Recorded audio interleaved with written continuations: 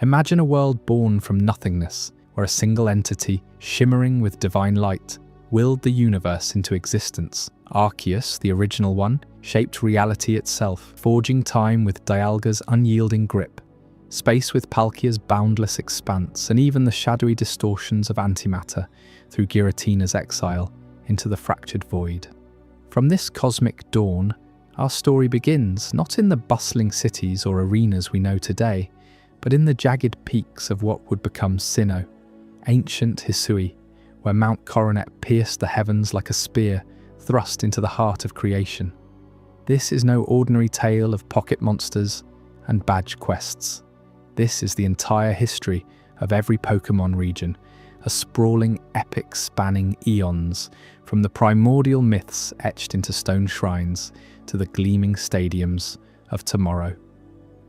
We're talking about the wars that scarred continents, the legends that tamed gods, the revolutions that powered empires, and the fragile balance between humans, Pokémon, and the forces that could unravel it all. Buckle up, trainers, because over the next 3 hours, we're diving deeper than any ultra wormhole, uncovering secrets that even Professor Oak might envy.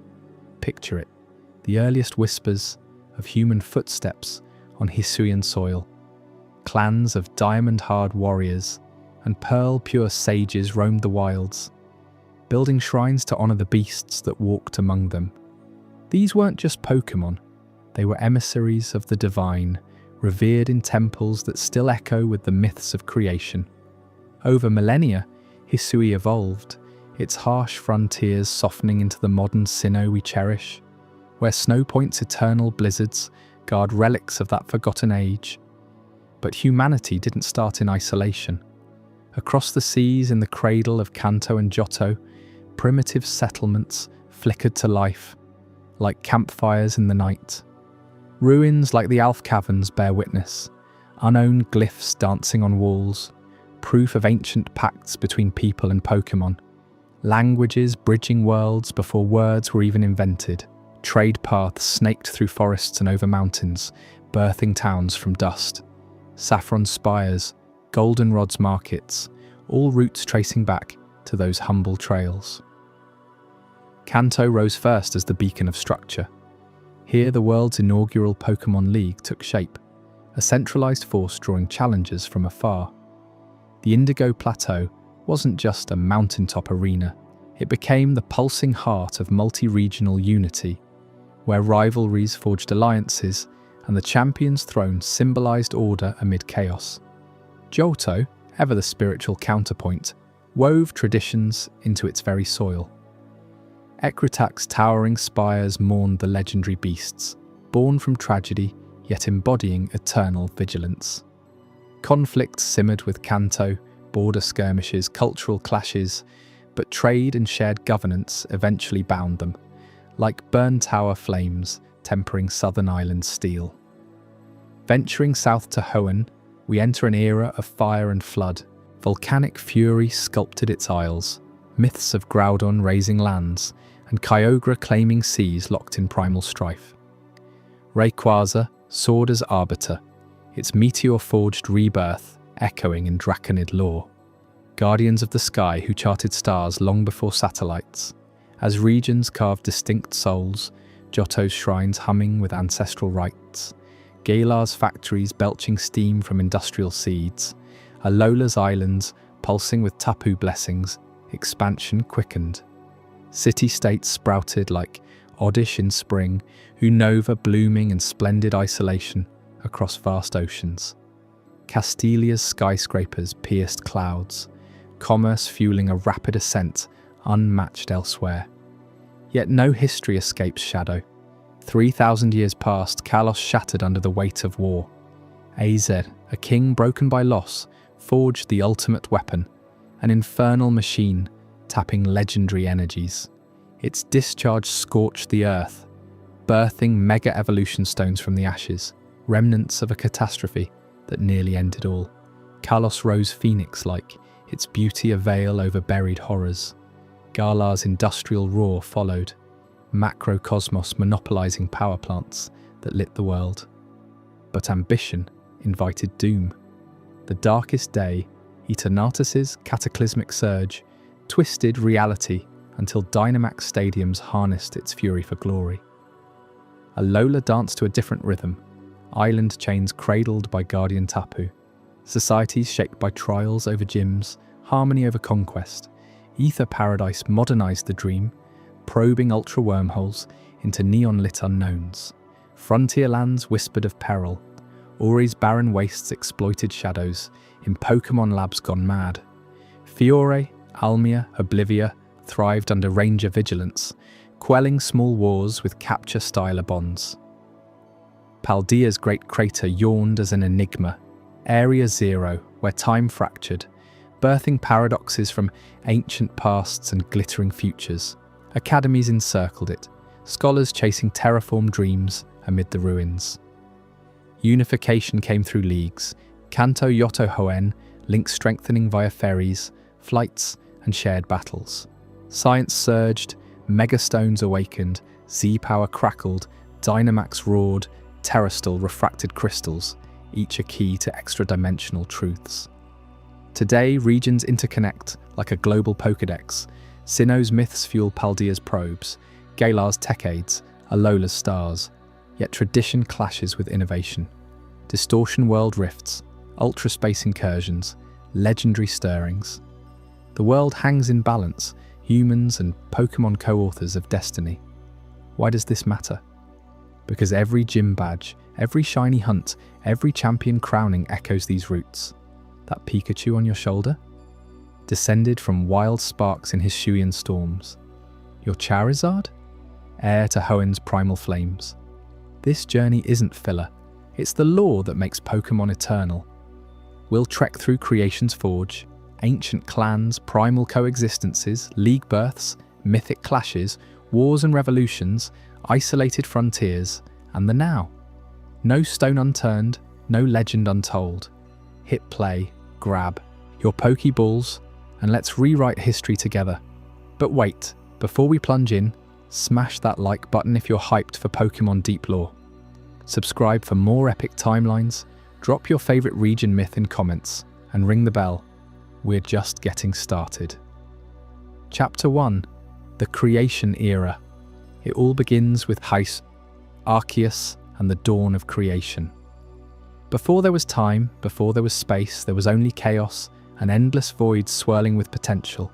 And from that primordial soup stepped Arceus, the original one, a being of pure alpha energy whose very presence shattered the nothingness. You know those moments in Pokémon lore that make your skin tingle? This is Ground Zero, the spark that ignited everything we battle over in the regions today. Arceus didn't just appear, it emerged as if the chaos itself birthed a god. Legends etched into ancient Sinnoh tablets describe it coalescing from swirling energies, a radiant figure with a wheel of creation spinning at its back, plates shifting like the facets of infinity. But here's the part that flips your understanding of Pokémon origins upside down. Arceus didn't craft the universe from scratch, no, it laid a single, luminous egg at the heart of the void. That egg, pulsing with the raw essence of existence, cracked open to unleash the building blocks of reality itself. Can you picture the weight of that? One fragile shell holding the blueprint for stars, planets, and every Pokémon that would ever roam. As the egg hatched, the first echoes of order rang out. Arceus, in its infinite wisdom, forged 3 guardians to tame the chaos. First came Dialga, the temporal Pokémon, born from a platinum heart. Dialga didn't just measure time, it hammered it into shape. With roars that warped seconds into minutes, hours into eras, Dialga stretched the fabric of moments across the newborn cosmos. Without Dialga's relentless ticking, nothing would age, evolve, or perish. Pokémon battles? They'd be eternal stalemates. Gym challenges? Frozen in limbo. Time's Forge Master ensured progression, decay, and that sweet rush of a level up. Then Palkia burst forth, the spatial Pokémon, a colossal force of pink and pearl. Palkia grabbed the void's expanses and twisted them into dimensions, folding distances, carving pockets of reality, Mountains rose, oceans deepened, regions like Kanto and Johto separated by just the right gulf for epic rivalries to brew. Palkia's claws etched the coordinates for every route, every cave, every hidden grove where legendaries slumber. You step onto Route 1 in Pallet Town. Thank Palkia for the space that makes your journey feel boundless yet conquerable. But creation isn't flawless. For every light, a shadow. Giratina, the renegade Pokémon, slithered out last, embodying antimatter and distortion. It twisted the rules Dialga and Palkia set, ripping tears in the veil between worlds. Arceus saw the threat. This wild, ghostly dragon could unravel everything. So, in a divine act of exile, Arceus banished Giratina to the distortion world, a fractured mirror realm where gravity flips and realities bleed. Giratina paces there still, a sentinel of imbalance, whispering temptations through cracks like the Turnback Cave. Ever wonder why some Pokémon feel wrong, like they're from another plane? Giratina's grudge echoes in them. Now, anchor this cosmic drama to our world. Mount Coronet in Sinnoh isn't just a peak, it's the spearhead, the literal pierce point where reality first stabbed through from Arceus' chaos. Legends say the mountain's jagged crown marks the spot where the egg rested, its yolk spilling to form the Sinnoh region's cradle. Climb to the peak and you feel it, the hum of origin, the thin air buzzing with alpha particles. Sinnoh's myths, preserved in Hisui's ancient scrolls, give us humanity's first peek at this birth. Hisui, that wild precursor to modern Sinnoh, was where shamans first whispered of the original one. They carved glyphs on coronet stone, depicting the egg's crack as the dawn of all Pokémon. You might ask, how do we know this isn't just storyteller fluff? Dive into the lore tablets from Celestic Town. They detail Arceus' plates, 18 in total, each shifting type to birth elemental forces. The normal plate stabilized matter, the fire plate ignited stars, the water plate flooded primordial seas. These aren't random accessories, they're the universe's source code. Arceus shed them like cosmic seeds, scattering them across regions. Find one in a hidden altar, and you tap into creation's pulse. Imagine holding the Draco plate, feeling Rayquaza's primal roar in your palm. This dawn sets the stage for every legendary clash. Dialga's time rivers feed into Celeba's forests. Palkia's spaces cradle Hooper's rings. Giratina's distortions lure Darkrai's nightmares. Even Mew, that genetic wildcard, traces back here.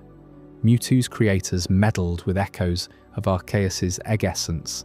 But why Sinnoh as the myth hub? Because Hisui's people lived closest to the spearhead. Their clan elders, attuned to Pokémon spirits, witnessed aftershocks. Time quakes from Dialga's first steps, spatial rifts swallowing villages, ghostly howls from the banished third. Picture the terror and awe. A Hisuian hunter, spear in hand, watches the sky split as Palkia expands the horizon. Days later, clocks run backward near Dialga's distant forge. And when Giratina lashes out, portals yawn open, spitting twisted echoes of familiar Pokémon. These weren't games, they were survival etched in myth. The Pearl clan revered Dialga's flow. Diamond clan bowed to Palkia's might, while outcasts murmured of the renegade's return. Their songs passed down warn that Arceus slumbers atop Coronet, ready to judge if balance falters. Fast forward through eons, and these forces still pulse. Ever glitch in a Pokémon game? Time looping oddly? Dialga's forge at work. A sudden warp pipe in battle? Palkia's flex. That eerie vibe in Send-Off Cave? Giratina knocking. Arceus' egg myth explains Mega Evolution too. Those stones are crystallized chaos, unbound potential reignited. Z crystals, shards of the plates, Dynamax energy, raw spatial compression from Palkia's playbook. But let's get personal. You, trainer, carry this legacy. Your starter Pokémon, a spark from Arceus' grand design. Every type advantage, every evolution chain, stems from that single egg. Challenge the Elite Four, and you're dancing on the edge of Dialga's timeline, Palkia's arena. Lose to a ghost type? Feel Giratina's chill? Arceus didn't just create, it scripted the thrill of the hunt, the bond of trainer and Pokémon. Sinnoh myths don't stop at creation.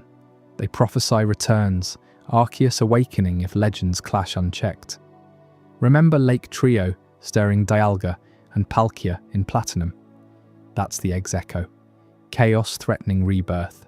Hisui's visions foretold it. Humanity's first glimpse wasn't passive. They built shrines at Coronet's base, offerings to appease the trio.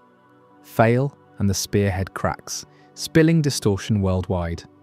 What ties this to regions beyond Sinnoh? Kanto's Indigo Plateau sits on a spatial node. Palkia's gift for League unity. Johto's bell tower channels time flows. Hoenn's Sky Pillar, a direct line to Arceus's plates for Rayquaza. Unova's Dragon Spiral Tower mimics the egg's shell. Paldea's Great Crater, a Giratina-like rift paradox forms twisting time and space. It's all connected, one cosmic web from that dawn. Yet humanity's role begins hazy. Hisui folk didn't command, they coexisted, learning Pokémon speech through unknown echoes. Those rune beasts born from spatial folds, Alph ruins in Johto. Early Sinnoh migrants carried the myths there, scripting creation tales. This foundation birthed reverence, then leagues, then our modern world. Arceus' story isn't ancient history, it's the why behind every Pokeball throw. Without that emergence, no chaos-taming trio, no spearhead mountain, no Hisuian myths to guide us. But as the original one slumbers, what happens when humans meddle too deep? The distortions grow, the egg's remnants stir. That brings us to the humans who first stared into this abyss. In Chapter 2, Ancient Sinnoh and the Hisuian clans, you'll discover how those early settlers turned divine terror into clan legacies, building shrines that still echo with Dialga's roar, and forging bonds that shaped every region after. Stick around. You won't believe how close they came to awakening Arceus themselves. Let's linger on those plates a second because they're the secret sauce. Each one resonates with a type, channeling Arceus's will. The splash plate birthed water legends like Kyogre. The fist plate, punching out fighting types' grit. Trainers seek them for Judgment's raw power, but ancients use them as keys to summon guardians. In Hisui lore, a chieftain wielded the spooky plate to seal a Giratina rift, saving his clan. These artifacts prove the egg wasn't a one-off. Its power scatters eternally. Dialga's forging? More than clocks. It wove fate threads. Why your rival picks first, why legendaries appear at pivotal moments. Palkia sculpted not just land but possibilities, parallel worlds where you chose Charmander instead. Giratina guards the flip side, where losses become wins, but at what cost? Banishment bred resentment. Ghost trainers tap that edge. Mount Coronet's role deepens in Sinnoh texts. Its peak holds the Hall of Origin, Arceus' throne. Hallucinations there, chaos bleed. Explorers report visions of the egg hatching anew. Hisui shamans pilgrimaged yearly, chanting to stabilize the spearhead. One myth tells of a clan elder scaling it during a storm, touching the egg's fossilized shell, gaining prophecy sight. Sinnoh's myths as humanity's first glimpse. Spot on. Hisui predates other regions' records by millennia. While Kanto nomads scratched cave art, Hisui etched steel, literally, with Regigigas halls. Their texts name Arceus Sinnoh, the source, detailing the trio's birth cries shaping winds. Diamond clan tattoos mimic Palkia's arms. Pearl ones swirl like Dialga's gears. This lore fuels modern quests. Sinnoh's gym leaders guard fragments. Fantina channels Giratina vibes. Cynthia deciphers plates. You battle her. You're tested against creation's judge. Implications ripple. If Arceus stirs, regions unite or fall. Eternatus's darkest day, a Giratina scale distortion. Area Zero paradoxes. Dialga Palkia clash remnants. Emotionally, It's profound. Arceus teaches humility. Your specs in its design. Yet it empowers. Every capture honors the egg's diversity. Feel that rush releasing a team? Echo of Dawn. Expand on Giratina's banishment. Not punishment alone, necessity. Its power mirrored Arceus's, but inverted, creation's dark twin. Exiled, it rules antimatter, birthing Spiritomb and Rotom variants. Peek into Distortion World via Platinum. It's a mind-bender, proving the trio's balance fragile. Hisui's glimpse sparked global myths. Johto's Lugia-Ho-Oh duo stabilizers echoing Palkia Dialga. Hoenn's trio, elemental plates manifest. Alola's Tapu, spatial guardians. Paldea's treasures. Time relics, you're part of this now. Train with Arceus's intent. Balance chaos, forge bonds. But whispers grow, coronet rumbles.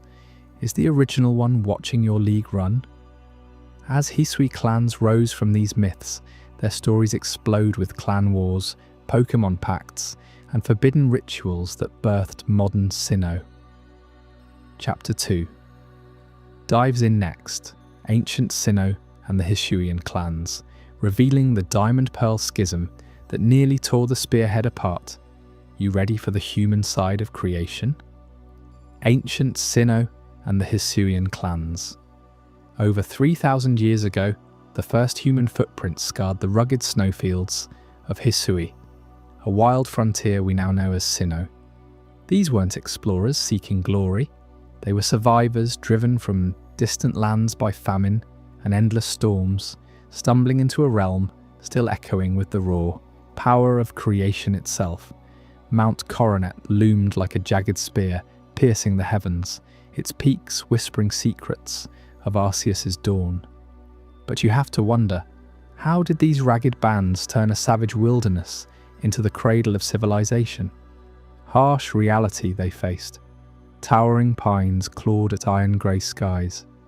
Packs of alpha Pokémon, grown massive from unchecked primal energy, roamed unchecked. Rivers raged with the fury of Palkia's spatial twists, and time itself seemed to stutter under Dialga's distant gaze. Yet these settlers didn't cower. They adapted, forging bonds that would define an era. From their ranks emerged two great clans, the Diamond Clan and the Pearl Clan. Not born from conquest, but necessity. The Diamond Clan, led by stern chieftains who prized the sun's unyielding light, saw the world as a diamond-hard truth, eternal and unchanging. The Pearl Clan countered with visions of the moon's fluid glow, embracing cycles of change and mystery. Together, they carved out villages amid the chaos, their longhouses thatched with hides from beasts they'd only just learned to hunt. What unified them? A profound reverence for the lake guardians, Uxie, Mesprit and Azelf. These weren't mere Pokémon to the clans. They were life-bringers, divine emissaries who had stirred the stagnant waters of Hisui's sacred lakes into vessels of emotion, will and knowledge.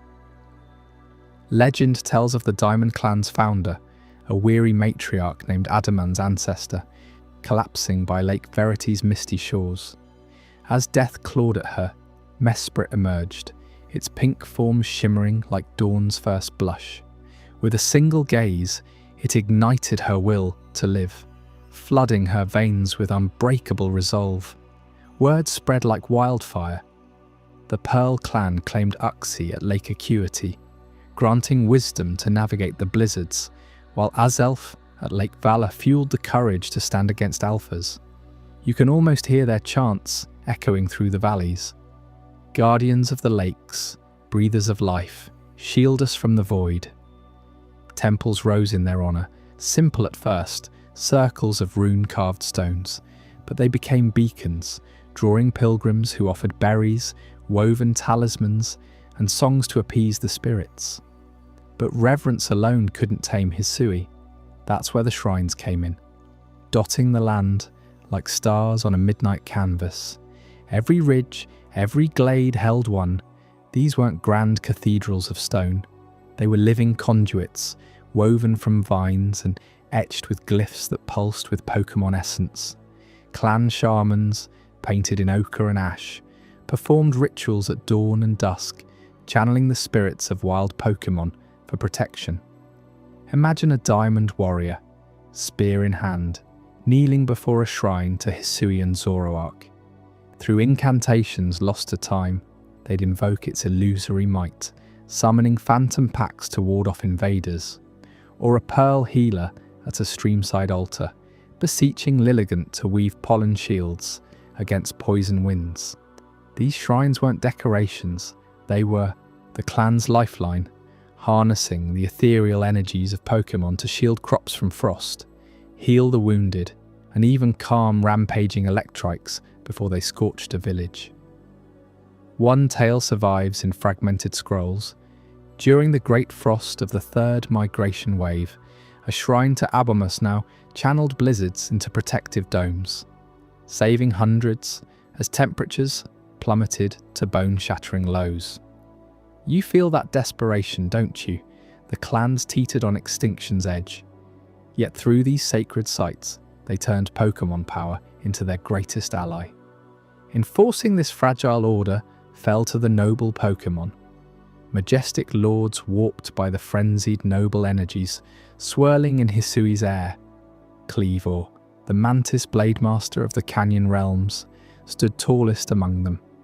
Towering twice the height of a man, its scythe arms gleamed like polished obsidian, capable of cleaving boulders with a flick.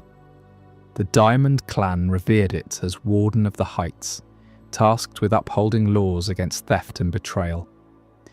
Violate a clan's code, steal from a communal hunt, abandon the weak, and Cleavor's blistering gaze would summon you to trial. Legends whisper of outlaws dragged before its perch, judged not by words, but by the noble's primal intuition. Guilty? A single slash exiled them to the wilds, forever marked. But loyalty earned boons. Cleavor's patrols cleared paths through treacherous passes, its roars scattering Heracross swarms that plagued trade routes. Not far behind prowled Hisuian Lilligant, the Pearl clan's floral enforcer, her dances weaving hypnotic petals that lulled dissenters into compliance. Or Avalugg in the icy north, its glacial bulk crushing bandit camps underfoot. These nobles weren't tyrants. They were symbiotic guardians, sustained by balms crafted from rare herbs, offerings that kept their frenzied states in check. Clan leaders like Irida and Adaman negotiated with them through gestures and gifts, a delicate dance of mutual respect. Cross a noble, and you'd face not just claws, but the wrath of the land itself. One chieftain dared hoard food during scarcity. Cleavor's retribution? A landslide that buried his longhouse, a stark reminder that in Hisui, laws were etched in fang and frost. Life in these clans pulsed with ritual and peril. Dawn hunts yielded deer antlers for tools, dusk feasts honoured the guardians with lakewater toasts. Children learned glyphs by tracing shrine stones, committing to memory the spirits' names. Volo's wanderers, the shadowy enigmas of Spiritomb bound to forbidden pagodas. Conflicts simmered, of course. Diamond and Pearl eyed each other warily, the former decrying the latter's moon-mad prophecies, the latter mocking Diamond's stubbornness. Yet shared threats forged uneasy pacts. When a colossal alpha sneasler terrorized the lowlands, clan shamans united at a grand shrine nexus near the Grand Tree Hotel's future site, channeling a chorus of Pokémon spirits to subdue it. Victory songs lasted weeks, cementing their alliance, but Hisui couldn't last forever. Over centuries, the land softened. Forgotten rituals faded as new migrations swelled the population. Diamond stargazers charted celestial paths, their sun worship evolving into astronomical lore. Pearl moon dancers refined spirit channeling into subtler arts, birthing what we'd call Pokémon training's precursors. Noble Pokémon, once rampant, receded as human numbers grew, their energies dispersing into the wilds. Cleavor sightings dwindled to myth, shrines weathered into mossy ruins, half buried in bloom. Trade routes snaked outward, linking Hisui to distant shores. Clans intermingled, their stark divides blurring into the unified Sinnoh tapestry we recognise today. Celestic Town's elders still murmuring Lake Guardian hymns, Jubalife's markets echoing ancient barters. What strikes you most? This era wasn't primitive chaos, it was ingenuity born of awe, where humans didn't conquer Pokémon, but harmonised with them. The Diamond and Pearl clans laid Sinnoh's soul, temples that whisper protection, even now, nobles whose legacy echoes in every warden statue. Yet as rituals slipped into legend and migrations reshaped the map, something profound stirred. Humans and Pokémon, once divided by shrines and spears, began reaching across that divide in ways no clan elder could foresee. And that's where our story truly ignites. Up next in Chapter 3, Dawn of Pokémon-Human Bonds. You won't believe how these tentative alliances exploded into the partnerships that changed every region forever. Stick around, you're on the brink of discovering it all. Dawn of Pokémon-Human Bonds. What if the first true heroes of the Pokémon world weren't legendary beasts or godlike creators, but everyday humans huddled around flickering campfires, sharing their last scraps of food with wary wild Pokémon? That's where it all began, in the shadowed fringes of what we now call Kanto, Johto, and Hoenn.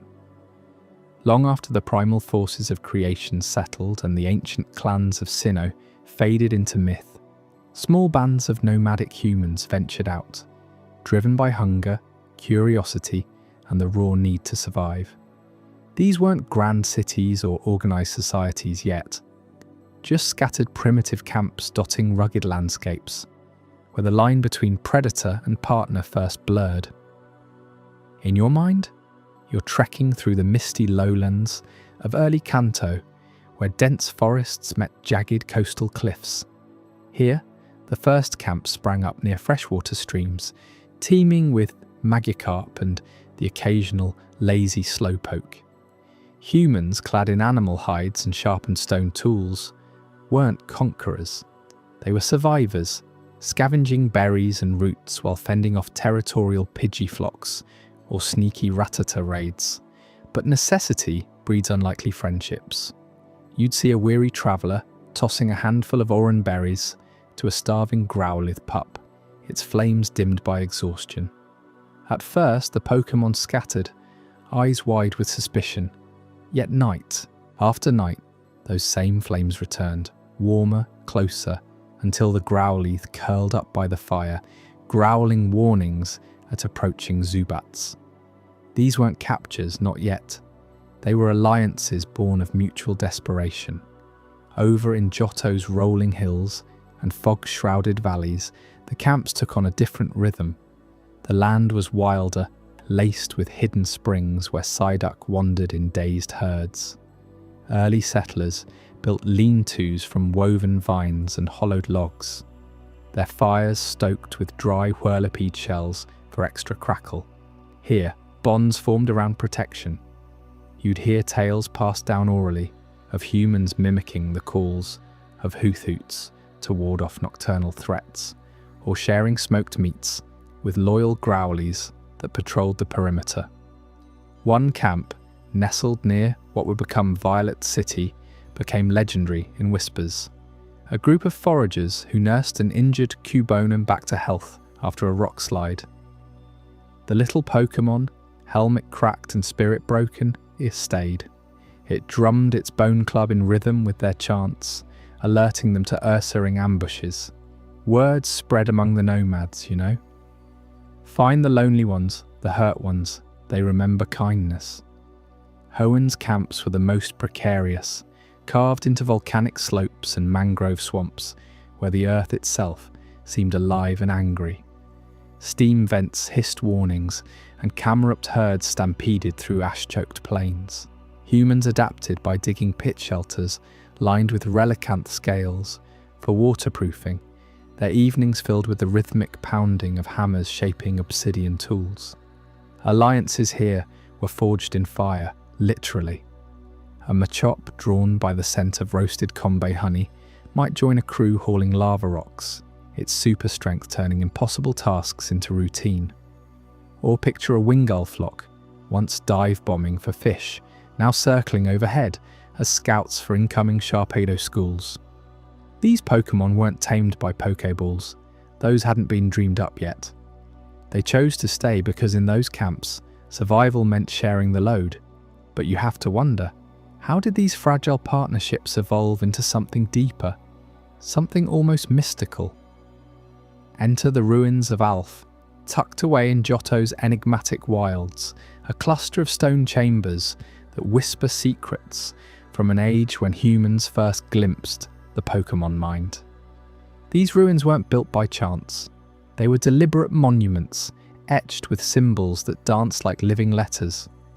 And at their heart, the unknown. These ethereal, eye-shaped Pokémon, floating silently through cracked walls, revealed an ancient script that scholars today still puzzle over. Imagine stumbling into those dim corridors yourself, torchlight flickering on walls, alive with glyphs twisting into shapes.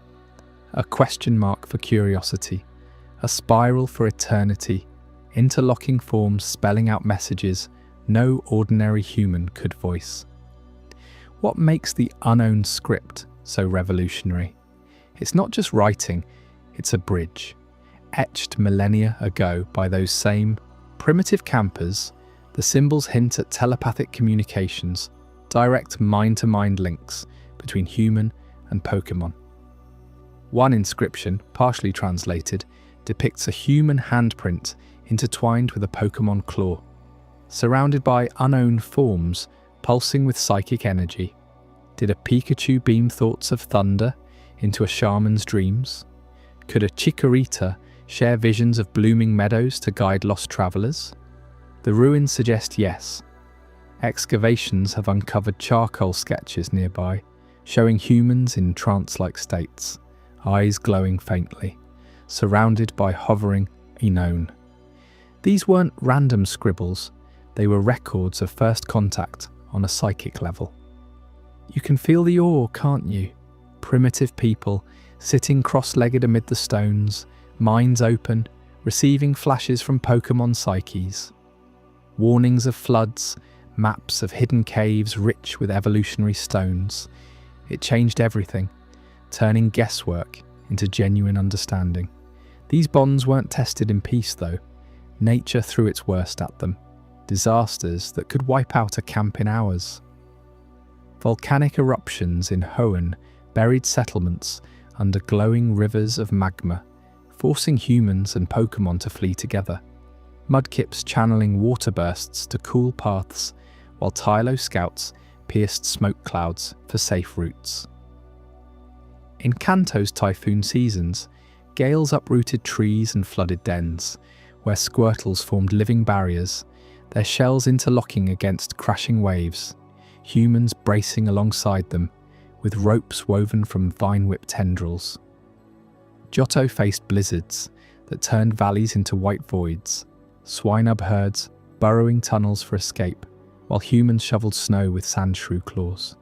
Shared survival against these cataclysms forged unbreakable pacts. You'd survive a night pinned under debris, only to emerge with your growly licking wounds. Its loyalty sealed in blood and ash.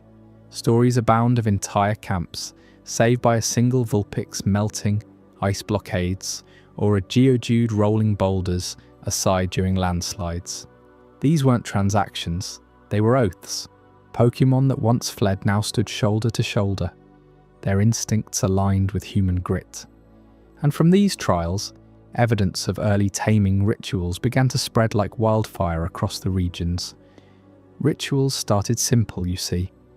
In Kanto camps, they'd circle a fire at dawn, offering polished river stones to potential partners, chanting rhythmic pleas for unity. The Pokémon that accepted the stone, pressing it to its forehead, was marked as kin, roaming free but returning at dusk. Johto elevated it to ceremony. Moonlit gatherings in sacred groves where participants smeared sacred berry paste on brows, inviting Unown to witness the mental vow. Hoenns were earthier, dances around geothermal pools where humans and Pokémon mirrored movements, syncing heartbeats until a shared roar or cry sealed the deal. Pottery shards unearthed from these sites bear paw prints pressed into wet clay beside fingerprints, deliberate stamps. Of alliance, archaeologists have pieced it together. These rituals proliferated, carried by wandering shamans from camp to camp. A Kanto Rattata tamer might trek to Johto, teaching berry binding techniques, while Hoenn fire dancers influenced coastal rites with flame endurance tests. Tools evolved too, nets woven with string-shot silk for gentle captures, herbal poultices shared from Aldino remedies. This groundwork laid the foundation for future civilizations, you understand? What began as desperate handshakes blossomed into societies where Pokémon weren't beasts to fear, but equals to cherish. Let me take you deeper into one such story, pieced from fragmented tablets and cave murals. In a Hoenn camp called Ember Hollow, nestled by a restless volcano, lived a young scout named Kira. Orphaned by a prior eruption, she wandered alone until a lone Numel took pity, nudging her toward water during a drought. They formed their pact under a meteor shower, Numel kneeling as Kira traced its hump with ash, whispering promises. When the big one hit, the volcano's fury, lava surged toward their home. Kira's Numel evolved mid-crisis into Camerupt, splitting the flow with seismic stomps, while Kira directed evacuations. Half the camp survived because of them. Word spread, and soon Ember Hollow became a hub, teaching rituals to travellers from afar. Kira's descendants, they say, carried that flame to what became Laveridge Town. Similar epics echo elsewhere. In Kanto's Viridian wilds, a band led by a Stone Age elder bonded with a troop of Mankey, their fury harnessed in hunts. A blizzard trapped them in a gorge, Mankey digging with frenzied claws as humans fed them the last berries. Emerged unbreakable, those primate led charges against invading wild packs, securing territory. Johto's Union Caves hid a colony where Zubat swarms, guided by telepathic unknown links, mapped echo songs of safe paths through floods. One inscription reads like poetry. Eyes unseen speak truths, wings carry the unspoken. These pacts rippled outward, stabilizing populations.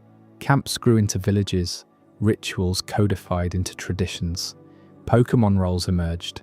Sentries, hunters, healers. Evidence litters the land, from Unown-adorned amulets in Kanto graves to packed stones in Hoenn barrows. Telepathy hints fueled shamanic orders, precursors to gym leaders. Disasters that once doomed the weak now strengthen the bold. But why does this matter to you watching today? Because these dawn bonds define everything. They prove Pokémon chose us as much as we chose them. No divine decree, just grit and heart. And as these alliances solidified, one region began to pull ahead, centralizing power in ways no camp ever dreamed. Up next in Chapter 4, Kanto's rise as the first powerhouse.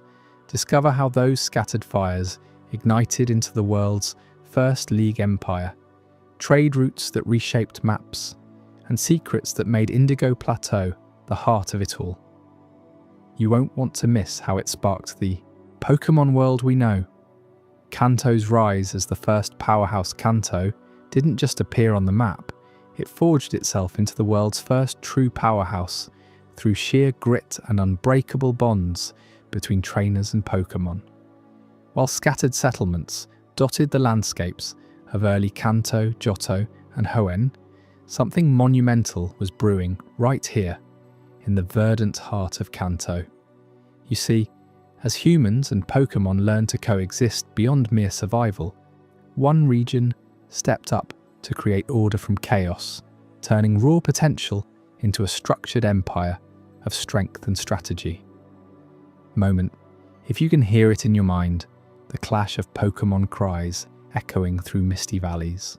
Scattered leaders, what we'd later call gym leaders, had been training in isolation, their battles wild and unpredictable.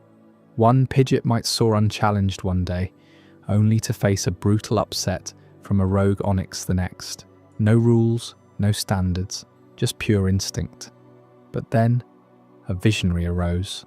A trainer named Aldrich whispered in ancient scrolls as the unifier. He gathered these lone wolves on the slopes of what is now Mount Moon, proposing something revolutionary. Why fight in shadows when we could build arenas of honor? From that summit meeting, the centralized league structure was born, the first of its kind anywhere. This wasn't some vague council, you know. They hammered out rules that echoed through generations. Battles standardized to 6-on-6 formats, with type advantages respected and no dirty tricks like sandbagging items. Training regimens got codified too. Every fledgling trainer required to master basics like Pokeball, capture ethics, and evolution triggers before challenging a badge.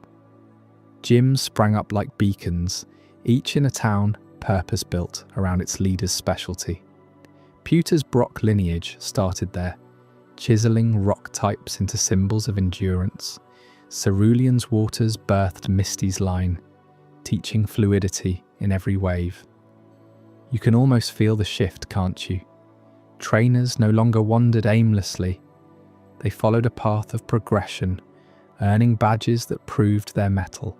This league didn't just organize fights, it ignited a cultural revolution, making Pokémon training the heartbeat of Kanto society. But what fueled this machine? Trade. Oh, trade paths that started as muddy trails snaking through Viridian Forest became the veins of an economic juggernaut. Back then, Viridian Forest wasn't the bug-filled gauntlet you remember from your first playthroughs. It was a wild frontier teeming with Caterpie and friendship bracelets waiting to happen. Traders hauling Oran berries from Pallet Town hacked through its underbrush, bartering with forest folk for rare Pinsir shells. These paths evolved, hardened into iconic routes numbered 1 through 23, each a milestone in Kanto's rise. Route 1, that humble dirt track from Pallet to Viridian City, blossomed into a trainer's rite of passage, where your first rival showdowns tested nerves of steel, push further, and Route 22 loops west, challenging newcomers with manky ambushes that taught the value of patience. By Route 3, you're weaving past Mukmoon's caverns, trading fossils unearthed from Zubat-infested depths for evolutionary stones smuggled from Hoenn's coasts. These routes connected everything, you realise, from Viridian's towering oaks to the volcanic shores of Cinnabar Island, where Blaine's fire forges tempered Moltres-inspired heaters into tools for all. Cinnabar wasn't reachable by sea alone. Route 21's watery trek demanded Lapras herds, traded from Johto fishermen, linking the fiery west to the forested east. Towns rose along these arteries like jewels on a necklace. Viridian City, once a logging camp, became the League's nerve centre under Giovanni's early ancestors, their Persian watches guarding warehouses stuffed with Sylph Cubber prototypes. Saffron's Golden Spires hosted the first fighting dojo, where Bruno's forebears clashed with psychic sages, birthing the balance we know today. Fuchsia City's Safari Zone, that started as a trade depot for exotic Farfetch'd and Kangaskhan herds. Drawing merchants from across the sea, every route pulsed with life, merchants haggling over hyper potions brewed from Celadon berries, while young trainers sparred roadside, badges glinting in the sun. This network didn't just move goods, it moved ideas, ambitions, Pokémon. Kanto wasn't isolated anymore. It was the hub, pulling resources from every corner and spitting out elite battlers who dominated early tournaments. And at the pinnacle of this powerhouse stood the Indigo Plateau, no longer a forgotten mountaintop, but a transformed multi-regional hub for champions. What began as a natural amphitheatre amid the mountains, scarred by ancient geodude quarries, was sculpted into a colosseum of legends. Carved from granite hauled along Route 23, its stadiums could hold thousands, with tiers for spectators from Johto's shrine keepers to Hoenn's seafaring clans. The Elite Four assembled here first, handpicked from Kanto's best, Lorelei chilling challengers with her icy Lapras, Bruno pounding with his Machamps, Agatha whispering curses through her Gengar horde, and Lance soaring on Dragonback. His Aerodactyl, a fossil revived right on sight. Champions from afar flocked to this beacon. Johto's early monks brought their Bellossom dancers for cultural exchanges, only to lose spectacularly in type matchup clinics. Hoenn divers surfaced with Corsola trades, fueling Kanto's coral-based medicines. The plateau hosted the inaugural Indigo Conference, where badges from any gym earned you entry, but only Kanto's ironclad rules decided the victor. Victories here minted legends, trainers whose tales inspired ballads sung in pallet taverns. Losses, they forged resilience, sending challengers back to grind routes 12 through 15, that endless cycling road gauntlet lined with venomous swarms. Indigo Plateau wasn't just a battleground, it was Kanto's crown, drawing the world's elite and solidifying the region's dominance. Yet Kanto's rise wasn't all badges and berries. It was marked by sightings that chilled spines and sparked quests. The legendary birds tearing across skies like omens of destiny. Articuno first graced the Seafoam Islands during a brutal winter trade halt, its wings freezing Route 20 solid, forcing merchants to thaw paths with fire-type escorts. Trainers whispered of its cry summoning blizzards that purified tainted waters, a foundational force for exploration. Zapdos crackled over the abandoned power plant off Route 10, its electric fury awakening Magneton flocks and powering the first Sylphcomus generators. Imagine the awe, you charging down those tracks on your bike, thunder rumbling as Zapdos claims its throne, marking Kanto's mastery over wild energies. Then Moltres, oh Moltres, erupted from Cinnabar's volcano during the League's founding summit. Flames licking the horizon as if blessing the new era. Sightings like these weren't random. They punctuated Kanto's foundational age of exploration. Expeditions launched from Pallet Town, Professor Oak's great-granduncle, leading packs through Viridian Forest to chart untravelled routes. One team vanished in Cerulean Cave, emerging months later with tales of Mewtwo's shadowy prototype experiments, fossils that hinted at genetic futures. These birds weren't just spectacles, they drove progress. Articuno's ice stabilised shipping lanes to Cinnabar. Zapdos electrified Saffron's towers for round-the-clock training halls. Moltres forged Cinnabar into an unbreakable forge. You have to appreciate the ripple effects. Standardised battles meant fair play spread via trade caravans. Route 8 merchants carrying rulebooks etched on pokey-flutes. Training academies popped up in every town. Pallet's own birthing prodigies like a young Red, whose lineage traced to those first unifiers. Rivalries ignited along routes, that kid from Viridian, challenging you at every bridge, pushing both of you toward Indigo glory. Kanto's powerhouse status wasn't accidental. It was engineered through sweat, strategy, and those electrifying skies. Consider the economy alone. Viridian Forest's Kakuna silk, traded for cerulean pearls, spun into luxury capes for plateau VIPs. Cinnabar's moonstones, plucked from volcanic ash, shipped east to evolve Clefairy colonies into economic booms. Routes became lifelines, with Route 16's secret path hiding smugglers peddling rare candies, sparking the first league doping scandals and tighter regs. Every step forward built momentum. Kanto's league exporting trainers who civilized wilds elsewhere, their badges universal currency. Explorers pushed boundaries, mapping Route 24's Nugget Bridge, where golden lures tempted greedy Spearow flocks. Discoveries poured in, Sinnoh-style ruins beneath Mount Moon, hinting at older myths, traded for tactical intel. The birds' eras overlapped these feats. Articuno sighted guiding lost parties through rock. Tunnel, Zapdos storms, revealing hidden caves packed with evolutionary gold. Moltres flares lit night routes, allowing 24-hour trade relays that outpaced rivals. This era defined Kanto's soul, a blend of discipline and daring. You trained under standardized regimens, but chased legends that defied rules. Gym battles honed skills for real threats, like the bird-induced tempests that tested league mettle. Indigo Plateau crowned it all. Champions like Lance's ancestor, defending against multi-regional invasions, their Dragonites soaring over unified routes. But even powerhouses have shadows.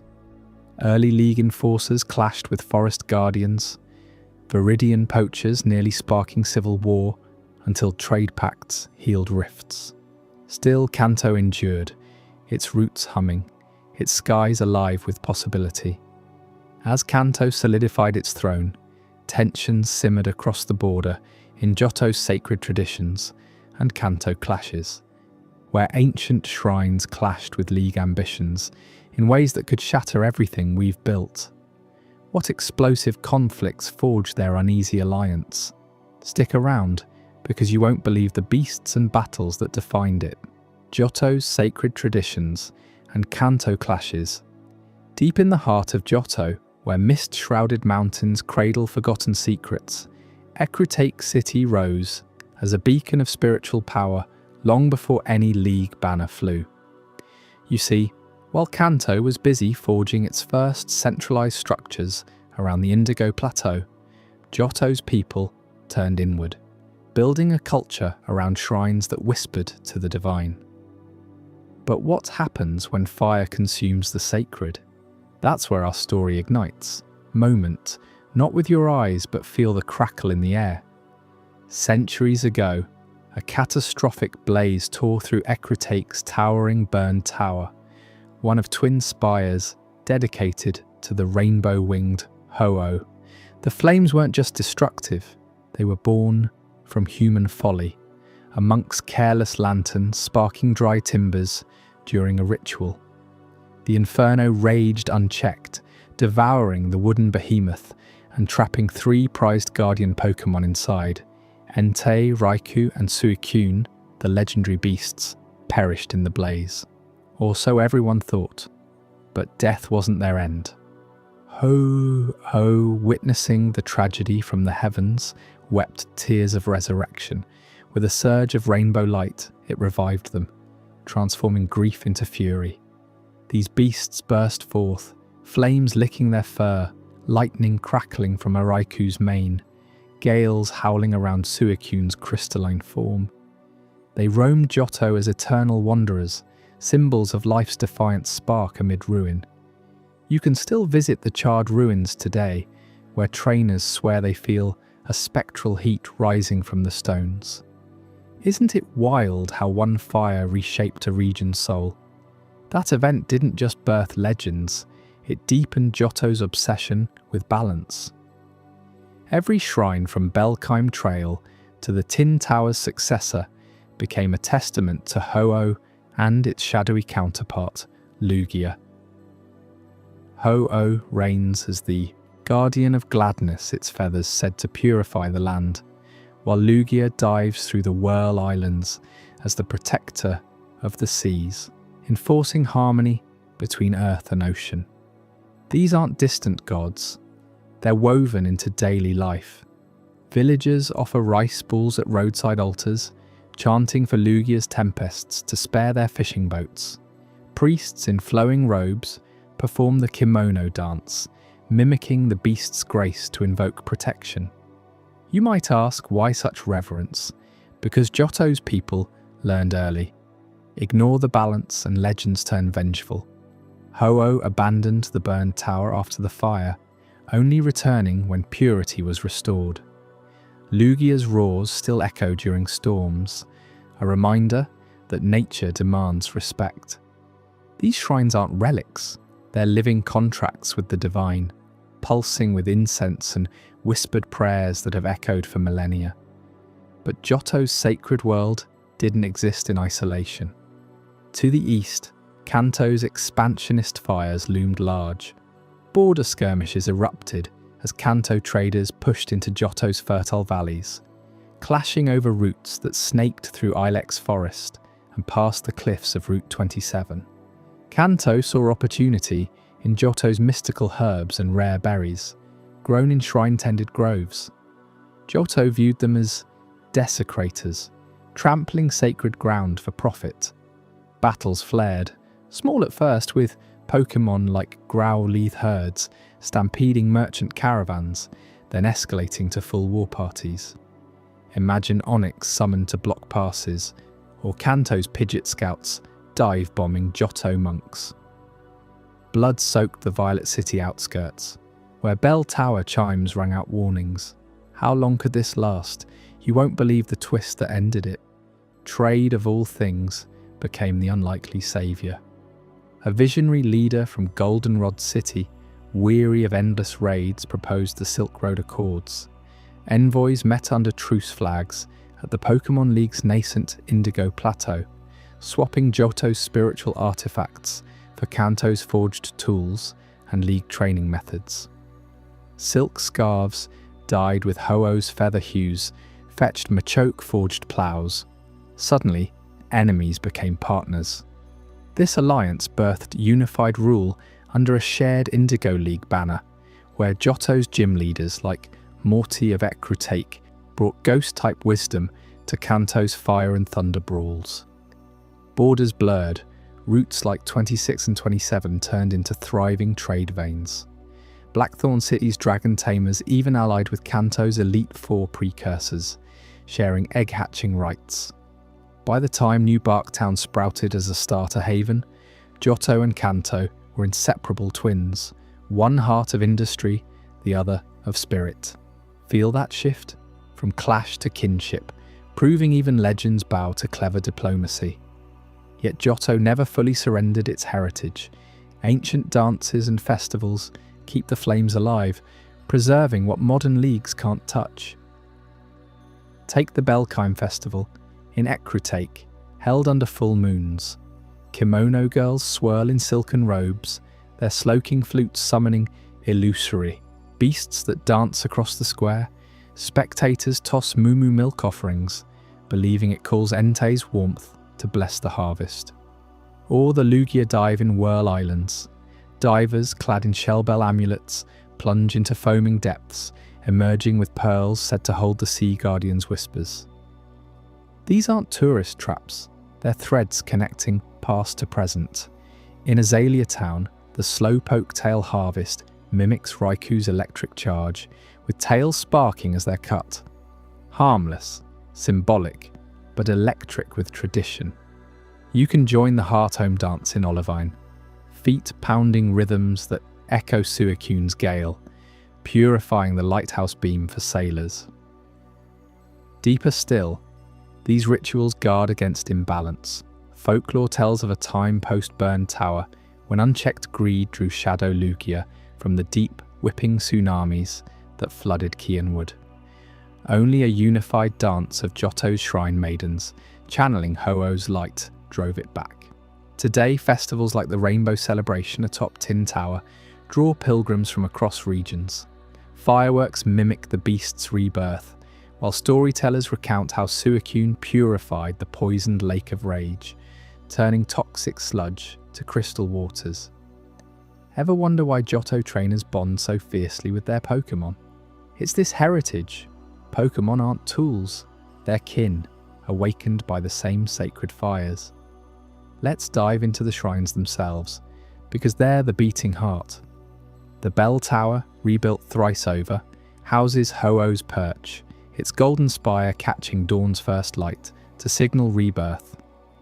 Climb it, and you hear wind chimes tuned to the beast's cries, haunting, pulling at your soul.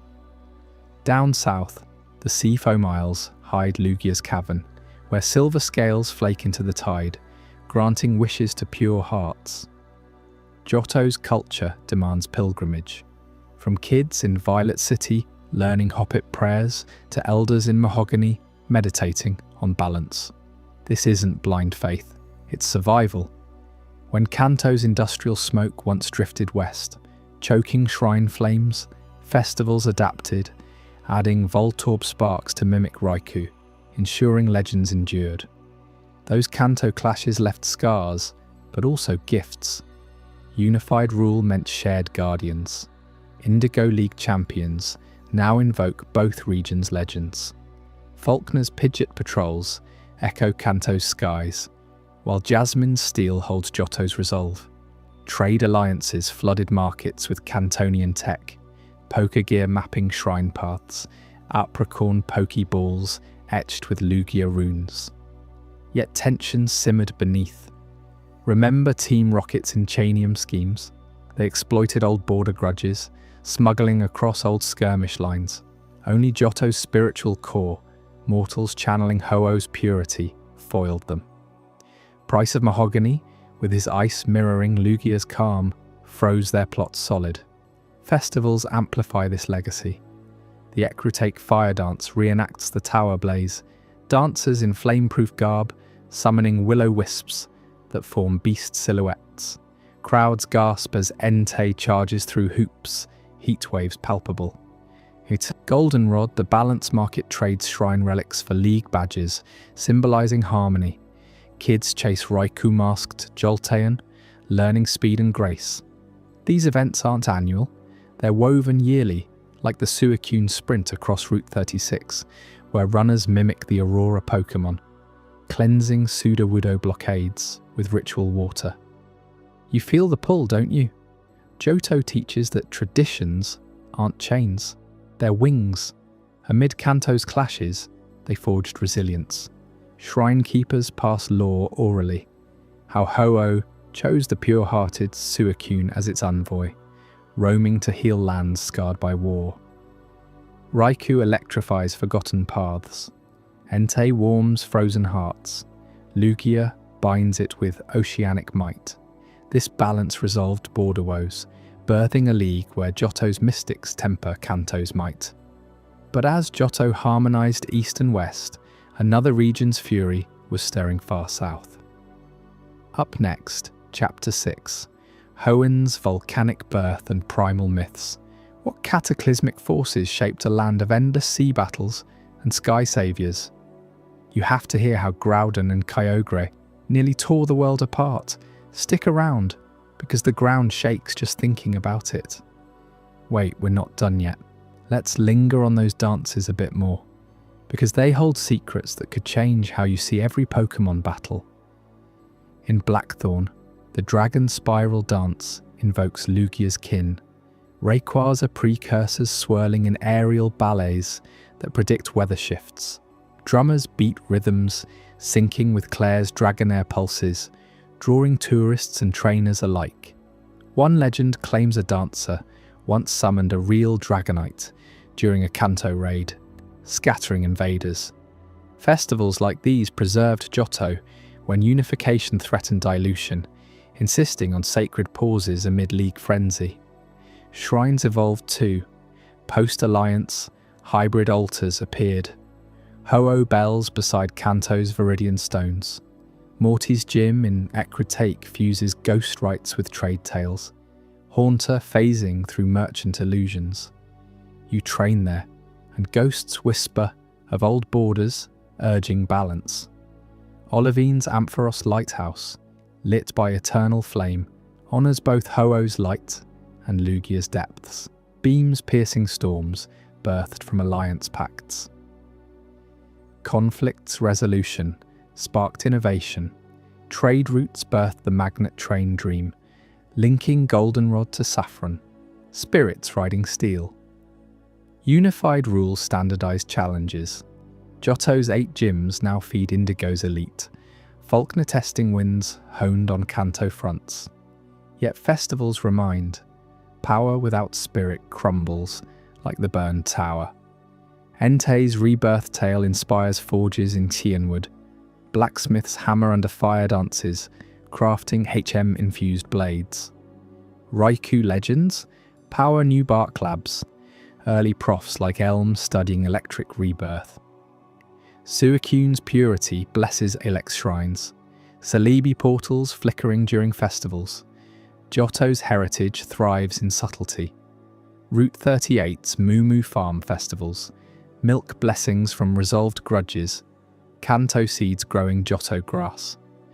Pilgrims trek dance theatre paths, kimono girls, evolutions embodying balance. This tapestry, fireborn beasts, shrine guardians, traded peace dancing souls, defines Johto. It clashes with Kanto yet unites, a sacred forge. And now, as seas call south, prepare for Hoenn's volcanic birth and primal myths. How did primal titans clash in lava and waves, only for a serpent to enforce peace? The eruption starts soon. Don't blink. To hit that depth, consider the monks' lineages. Descended from burned tower survivors, they guard scrolls detailing beasts' first roams, Raikou scorching rocket hideouts before they existed. Prophetic fury. Lugia dives birthed Chincho swarms, festivals celebrating with lantern releases. Border tales abound. A Kanto general, awed by Ho-Oh, brokering first truce. Trade alliances formalized Dragonite couriers, speeding shrine herbs to Celadon. Festivals peak at clear bell summons.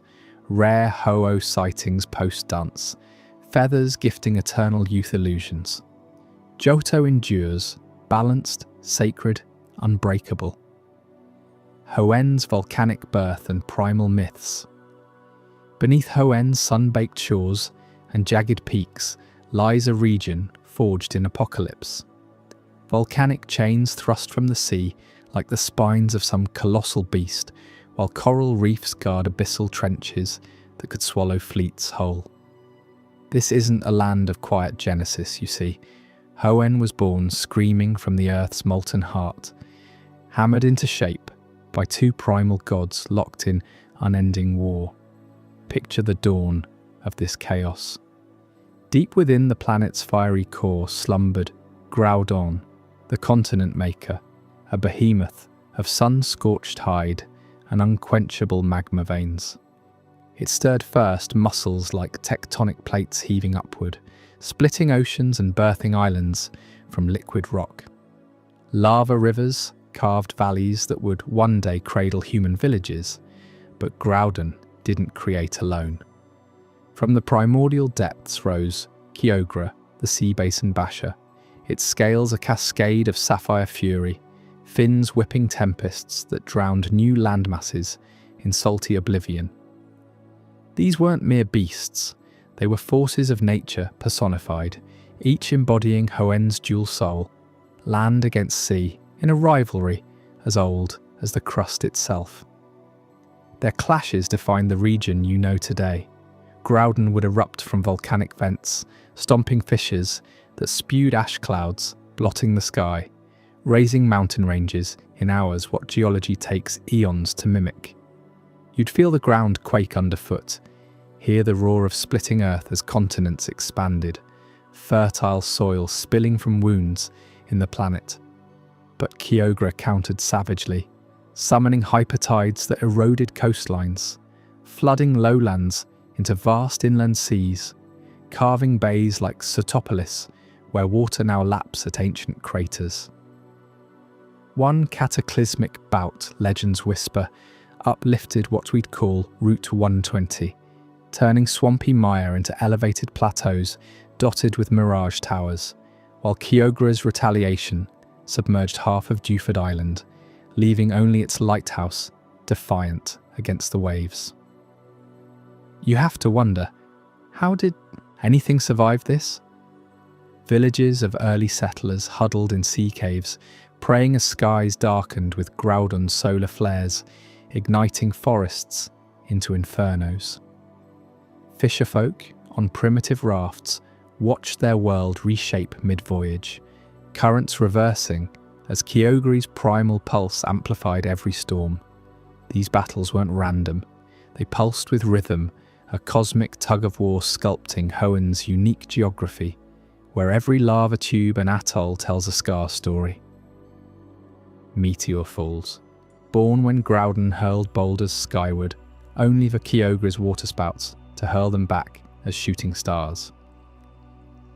Chimney? A perpetual wound from their latest grapple, belching smoke as reminder, yet without balance, Hoenn would be rubble.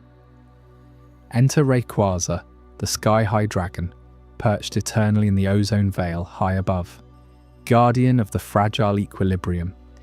When floods crested mountains and eruptions poisoned the air, it plummeted like a green comet, delta wings slicing clouds. Legends say Rayquaza's roar alone parts tempests, its body coiling around Groudon to drag it underground, or lassoing Kyogre back to abyssal silence. One epic descent quelled a flood that threatened to merge Hoenn with the ocean entirely, skies clearing as Rayquaza's megalo cannon dispersed the rage. It doesn't rule, it restrains, vanishing back to stratosphere strata, leaving mortals to decipher the ozone scars as divine graffiti. But humans didn't just cower. The Draconid tribe emerged from this inferno, hardy nomads with skin etched in meteor-like tattoos, dwelling in highland Ares near Matpire. They witnessed Rayquaza's interventions firsthand, etching chronicles on obsidian slabs. Most riveting, their records of meteor falls, not as random fireballs, but harbingers. Draconids tracked these celestial omens across generations, charting patterns that foretold cosmic intruders. One slab, unearthed in a sky pillar alcove, depicts a crimson helix plummeting earthward, pulsing with alien vitality. They called it the Sky Messenger, a prophecy of Deoxys, the DNA splicer from beyond stars. When that meteor struck near the scorched slab, Draconids knew Hoenn's primal fury attracted extra-dimensional eyes. Deoxys arrived not to conquer, but to adapt, mutating forms in response to Groudon's heat and Kyogre's pressure, a living echo of the region's volatile code. These myths aren't dusty folklore. Volcanic ruins across Hoenn pulse with proof. Dig into the magma cavern's deepest chambers, past rivers of molten glow, and you'll find altars scarred by primal energy. Here, archaeologists uncovered relics, revealing primal reversion, that raw state where legends shed modern shells to tap Hoenn's geologic fury. Blue and red orbs, crystalline hearts forged in the clashes, channel Kyogre and Groudon's essence. Hold one and feel the ground tremor. Seas churn remotely. These aren't tools, they're keys to reversion, transforming trainers' partners into primal behemoths with dorsal fins sprouting geysers or armoured hides.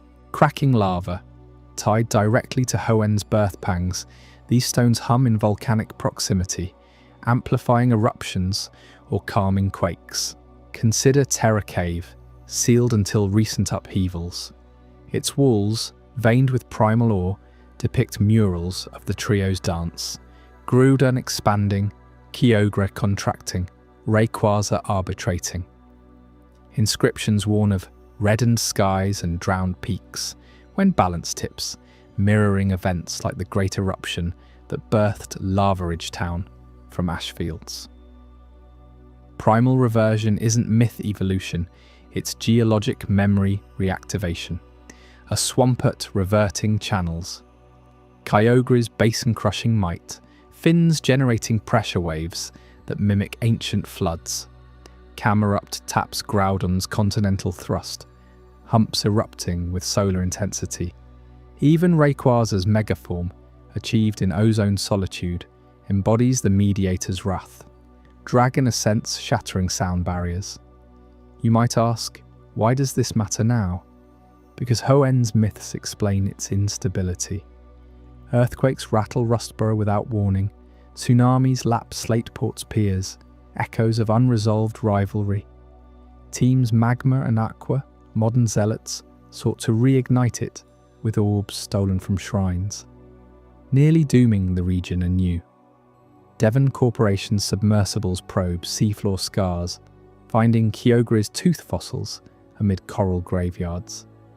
Sky Pillar Guardians, Draconid descendants, still chant to summon Rayquaza during crises, their meteor watches vigilant for Deoxys' return. Delve deeper into Draconid lore. Elders passed oral histories around meteorite campfires, tales of the first fall, a streak lighting the night as Groudon and Kyogre paused their bout, skies parting for the Helix visitor. Deoxys probed Hoenn's chaos, shifting from attack to speed to defense forms, mirroring the land's adaptability. Draconids revered it not as foe, but catalyst, their tattoos helix spirals granting faint aura sight for meteor detection. One prophecy lingers. When land and sea rage are unchecked, the cosmic wanderer returns to recalibrate. Ruins like Seafloor Cavern yield more.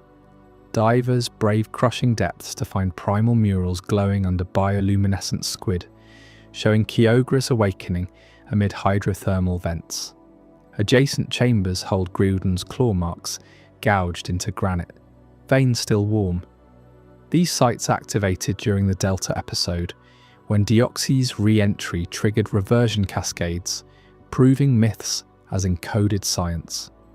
Hoenn's geology isn't passive, it's alive, primal energies seeping through fault lines, influencing evolutions like Torkoal's coal hearts mimicking magma flows, or Whiscash sensing quakes continents away. Ever explored Mumpyre's summit? Graves of restless spirits overlook the sea, placed there post-clash to appease drowned souls. Draconids into legendary shards here, believing they anchor Rayquaza's gaze. During one recorded eruption, a priestess channeled ozone winds to divert lava, saving Lily Cove. These stories pull you in, don't they? They make you question every hike through fiery path, or dive in abandoned ship, artifacts of the war. Hoenn teaches resilience. Early clans built with obsidian from Groudon's gifts, rafts from Kyogre-calmed woods. Festivals like the Lavaridge Hot Springs Rite reenact the trio's balance, trainers bonding Pokémon amid steam vents to evoke primal harmony, but threats persist. Rogue awakenings, like Archie and Maxie's Folly, remind us, tamper with the core and the planet bites back. As Hoenn's fires cooled and myths solidified into culture, other regions charted their own courses, identities sharpening in isolation. What paths did they forge next? Stick around for Chapter 7, diverging paths of pre-modern regions, where shrines rise, industries spark, and island rites take root. You won't want to miss how these worlds pulled apart. Before we dive deeper into this incredible journey, I'm curious, where in the world are you watching this from? Drop a comment below and let our global community know. And if you're finding this as mind-blowing as I am, hit that like button to help more people discover this story. Diverging paths of pre-modern regions. By the dawn of the pre-modern era, Pokémon regions weren't just scattered dots on a map anymore. They were vibrant, pulsing cultures, carving out identities as unique as the legendaries that watched over them. Johto, with its ancient roots in shrine worship, doubled down on rituals that bound humans and Pokémon in eternal reverence. Picture this: communities gathering at Ecritake's twin towers under moonlit skies, chanting invocations to the legendary beasts, Suicune, Entei, Raikou, whose fiery rebirth from the burned tower fire wasn't just a myth, but a living testament to renewal. These rites weren't casual ceremonies. They evolved into elaborate festivals where trainers offered handmade talismans infused with berry essences, pleading for the beast's protection against seasonal floods or harsh winters. You can almost hear the shaman's drums echoing through misty valleys, drawing Pidgey flocks into synchronized dances that symbolized unity. Johto's people believed every stone in their shrines held a Pokemon's whisper, so they deepened these practices, constructing hidden grottos lined with unowned script that chronicled encounters with ethereal guardians. This wasn't blind faith, it was survival. When blight struck crops, priests led processions to Bell Tower, where Ho-Oh's rainbow plumage was said to appear, scattering seeds of prosperity. Over generations, these rites solidified Johto's soul, a land where progress bowed to the past, and every child learned to listen before they commanded. Meanwhile, across vast oceans, in what would become Galar, the first sparks of industry flickered to life in soot-choked forges. Forget the polished stadiums you know today.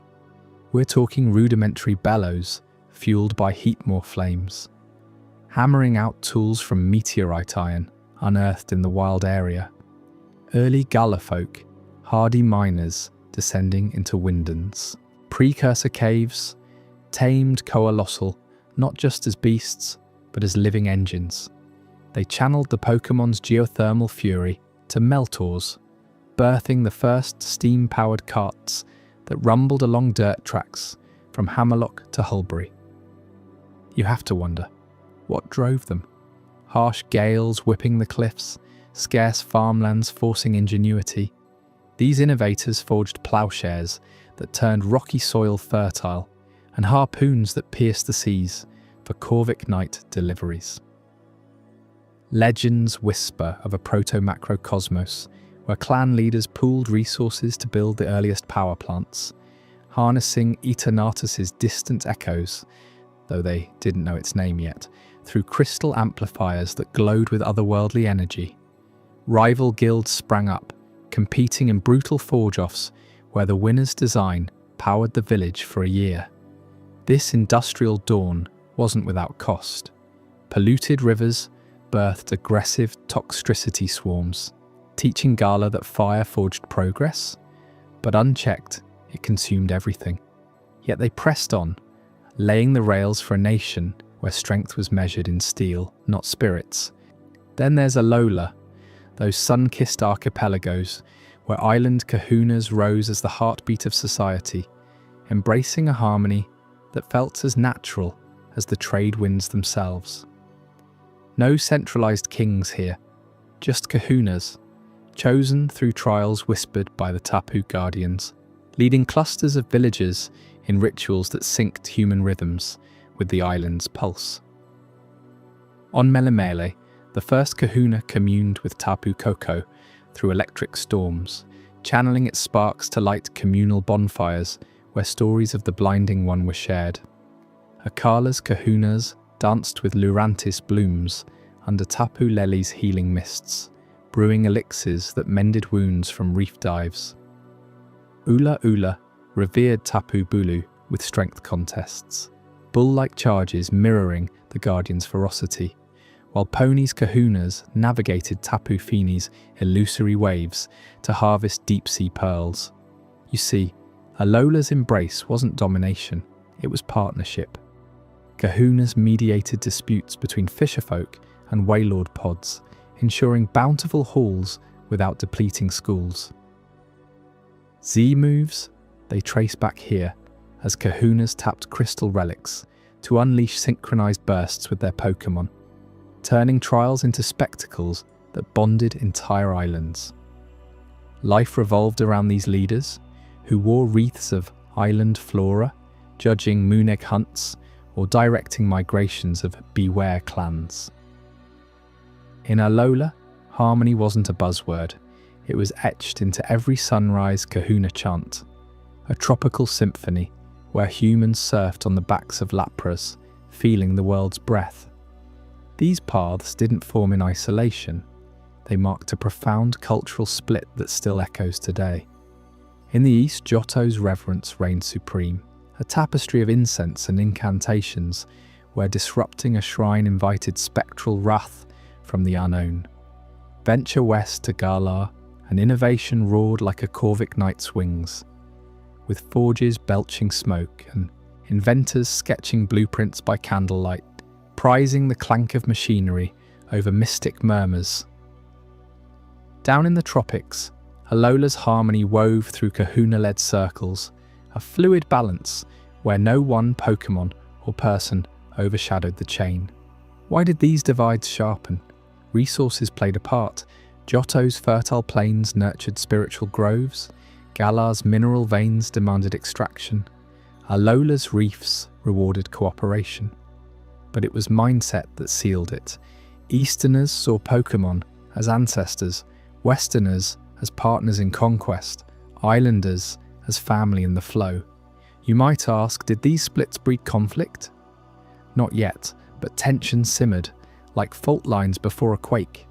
As these cultures took root, early explorers set out from secure settlements, charting unclaimed wilds that stretched like forgotten canvases.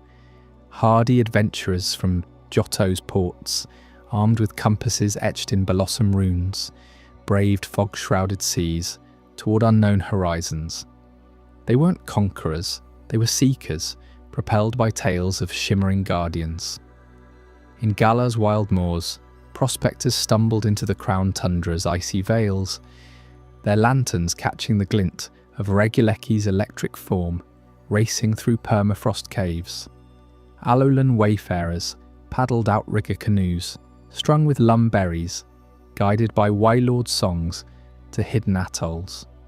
These journeys yielded staggering discoveries, regional legendaries emerging from slumber. Johto scouts crested whirl islands, beholding Lugia's silver scales parting whirlpools like silk. Galar frontiersmen pierced the Isle of Armor, awakening Kubfu from dojo ruins, its fists pulsing with Urshifu potential. Alola's boldest kahuna apprentices pierced Pony's cliffs, encountering the skeletal might of Tapu guardians manifesting as storm elementals. Each find wasn't just a beast, it was a revelation, reshaping maps and myths. Explorers returned with scales, feathers, fossils, sketching frenzied journals. It spoke without words, bending winds to its will. These encounters fueled migrations as clans flocked to witness the divine. But no frontier stayed wild forever. Trade winds, those relentless zephyrs sweeping from east to west, carried more than scents of sea salt. They ferried stories, blending myths across budding nations. A Johto merchant's Lugia yarn, swapped for Galar steel in Hulbury docks, inspired forge masters to etch dragon motifs on anvils. Alolan kahunas traded Z-crystal shards for Eastern incense, merging Tapu dances with shrine chants into hybrid festivals where electric auras met rainbow plumes. Picture bustling markets in Olivine or Motostoke precursors, bartering Corvic Knight plumes for Rowlet eggs, whispering of Regirock guardians unearthed in Hoenn trades linking back to mainland roots. These exchanges wove a subtle web. Johto's reverence tempered Galar's grit. Alola's harmony softened rigid rites. Yet myths mutated too. Eternatus became a sky devil in island lore, fused with Tapu storms, while legendary beasts were reimagined as forge spirits by Western smiths. Trade winds didn't erase divides, they enriched them, turning rivals into reluctant kin. You can feel the thrill in those first handshakes over crates of oran berries, stories leaping like Pidove across waves, hinting at a world more connected than anyone dared dream. This era of divergence wasn't smooth, it crackled with undercurrents. In Johto, shrine deepenings sparked purist sects, clashing with reformists who wanted Pokémon labour for mills, echoing future Kanto tensions. Galar's forges ignited guild wars, where losing inventors sabotaged rivals' bellows with sneaky coughing fumes. Alola saw Kahuna challenges turn deadly when a storm-ravaged trial invoked Tapu Wrath, flooding rival islands. Yet these frictions honed identities. Explorers' logs, preserved in olivine archives, detail hybrid beasts sighted in border wilds, perhaps early evolutions spurred by cross-pollinated energies, trade-fostered oddities too. Galar exporting steam lanterns powered by Johto lanterns, Alola importing shrine bells rung in Kahuna circles. What you're uncovering here is the blueprint of our world. Regions not born uniform, but forged in fire, wave and wind. Deepen your gaze into Johto's rites, and you'll find layers upon layers. The Kimono Girl's ancestors weren't performers. They were priestesses training Eevee lines to embody seasons, their evolutions triggered by ritual flames or icy springs. Annual pilgrimages to Tin Tower tested endurance, with climbers bonding mid-ascent to aerodactyl escorts. Galar's industrial seeds sprouted legends of the first Forge Master, who allegedly tamed a wild Senti-Scorch to birth the Windon underbelly. Forges doubled as academies, teaching youth to read coal vein patterns like Pokémon cries.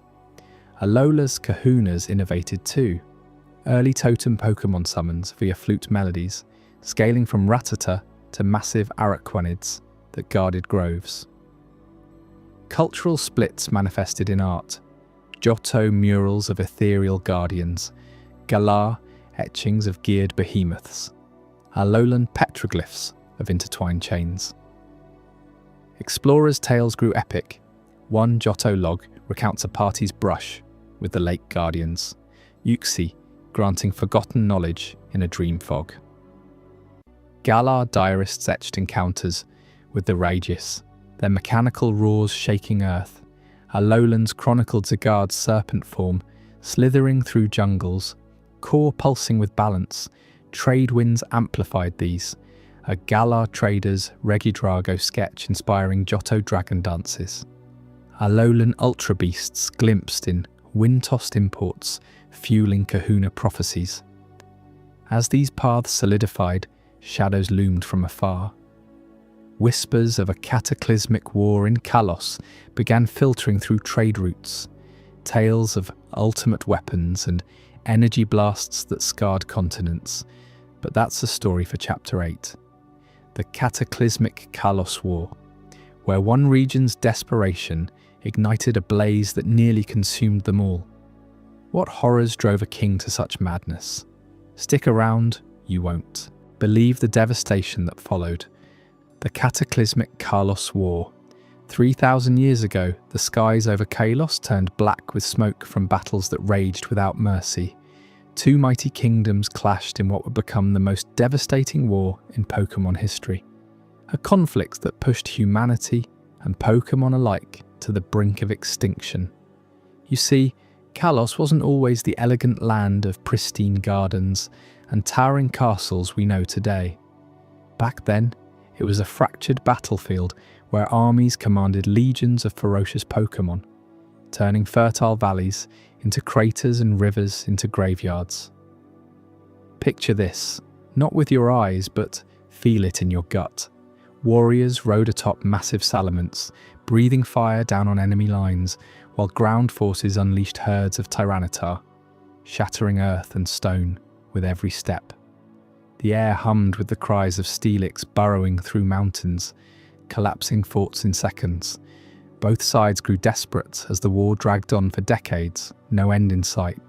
Casualties mounted, families torn apart, Pokémon pushed beyond their limits, some collapsing from exhaustion mid-fight. And at the heart of one kingdom stood a ruler whose grief would reshape the world forever. King Azer. Azer wasn't just any king. He was a visionary, a tactician who loved his Pokémon like kin. But the war stole something irreplaceable from him. His most cherished companion, a delicate fletter carrying an eternal flower, vanished into the chaos of battle. Scouts reported it had fallen protecting soldiers, its tiny body crushed under the stampede of war machines. AZ searched tirelessly, but hope faded. That loss cracked him. You can sense the rage building, can't you? A man who once built aqueducts and academies now funneled every resource into a forbidden project. The ultimate weapon. What kind of weapon could end endless war? AZ's engineers toiled in hidden caverns beneath what we now call Geosenge Town. They harnessed the raw life force of Pokémon, capturing their energies in glowing orbs, fusing them with ancient relics unearthed from Kalos's depths. The result was a colossal cannon, towering like a god's wrath, its barrel etched with runes that pulsed with otherworldly power. AZ poured his soul into it, vowing this machine would vaporize the enemy kingdom in one strike. No more bloodshed, no more loss, but whispers spread among his advisors. Was this salvation or madness? As the war peaked with both armies converging on the central plains, AZ positioned his weapon on a jagged cliff. The enemy charged, a tidal wave of Garchomp and Agron thundering forward. Trumpets blared, Pokémon roared, and then a miracle or cruel twist of fate. From the smoke emerged Floette, alive, revived by some benevolent force, its eternal flower blooming brighter than ever. It fluttered to AZ's side, nuzzling him with petals that healed wounds and soothed hearts. Tears streamed down the king's face. Victory without destruction. Peace through. Love. But grief had twisted AZ too far. Distrust poisoned his joy. What if this was a trick? What if the enemy had sent a spy Pokémon? In a moment of paranoia, he screamed the order to fire. The cannon ignited. Energy surged from its core, a blinding beam of pure cataclysmic power lancing across the battlefield. It didn't just strike the enemy, it ripped through reality itself. The blast was unlike anything imaginable. A shockwave flattened armies on both sides, Pokémon and humans alike vaporized in an instant. The sky fractured, hurling debris into the heavens. But the true horror? That energy dispersed worldwide, embedding shards of infinite potential into stones scattered across every region. Mega evolution stones, Lucarianite in distant mountains, Garchompite buried in deserts, Venusaurite hidden in jungles. These weren't mere gems, they were fragments of the blast's essence, capable of unlocking godlike power in worthy Pokémon. You won't believe how this changed everything for trainers forever. The war ended, not in triumph, but in annihilation. Over 90% of both populations gone. Fields reduced to glass, cities to rubble. AZ survived but cursed. That eternal Floette, heartbroken by his betrayal, abandoned him. In response, AZ activated a failsafe in the weapon's core, a serum granting immortality. 3,000 years of wandering, searching for his lost companion, his body unaging but his soul rotting with regret. He built armor to encase his torment, becoming a ghost in his own legend. From those ruins rose modern Kalos, scarred but resilient. Lumiose City sprouted from the ashes of the old capital, its prism tower, a defiant beacon channeling light energy reminiscent of the blast. The region rebuilt with beauty masking horror, gardens over mass graves, chateaus on battlefields, but echoes lingered. Pokémon evolved in strange ways. Fairy types dormant for eons awakened en masse. Sylvian bonds formed with unbreakable loyalty, countering the war's brutality. Clefable danced under moons, their songs healing fractured lands. Even Xerneas and Yveltal stirred, the former reviving forests, the latter claiming the fallen. Why fairy types? Lore-tellers say the blast's energy resonated with pure-hearted essences, amplifying gentleness amid destruction. In Azalea Town's outskirts, wild Spritzy lured survivors with calming scents, aiding recovery. Gardevoir shielded orphans with psychic barriers, infused with fairy glow. These awakenings weren't random. They haunted Kalos like guardian spirits, a reminder that power without heart leads to ruin. AZ's weapon remnants scattered too. The ultimate weapon's core powers Lissandra's ambitions millennia later. But that's a tale for another breath. You might wonder, how did survivors cope? They formed pacts with these new fairy Pokémon, building shrines in places like Parfum Palace's foundations, where Aromatisse blooms eternal flowers in Floette's memory. Glittering Cave became a pilgrimage. Sight, its Diancie guardians born from pressure-cooked megastones. Even the Pokémon League structure in Kalos echoes this era. Gym leaders wielding mega evolutions as controlled might, never again unchecked. But dig deeper, and the war's shadow persists. Explorers in Terminus Cave unearth armor shards from AZ's era, humming with residual energy. Trainers report ghostly Floette sightings near Geosenji, petals wilting at human approach. Azad himself, rumours place him wandering, challenging champions to reclaim his Floette. Immortal, yes, but trapped in eternal night. His curse?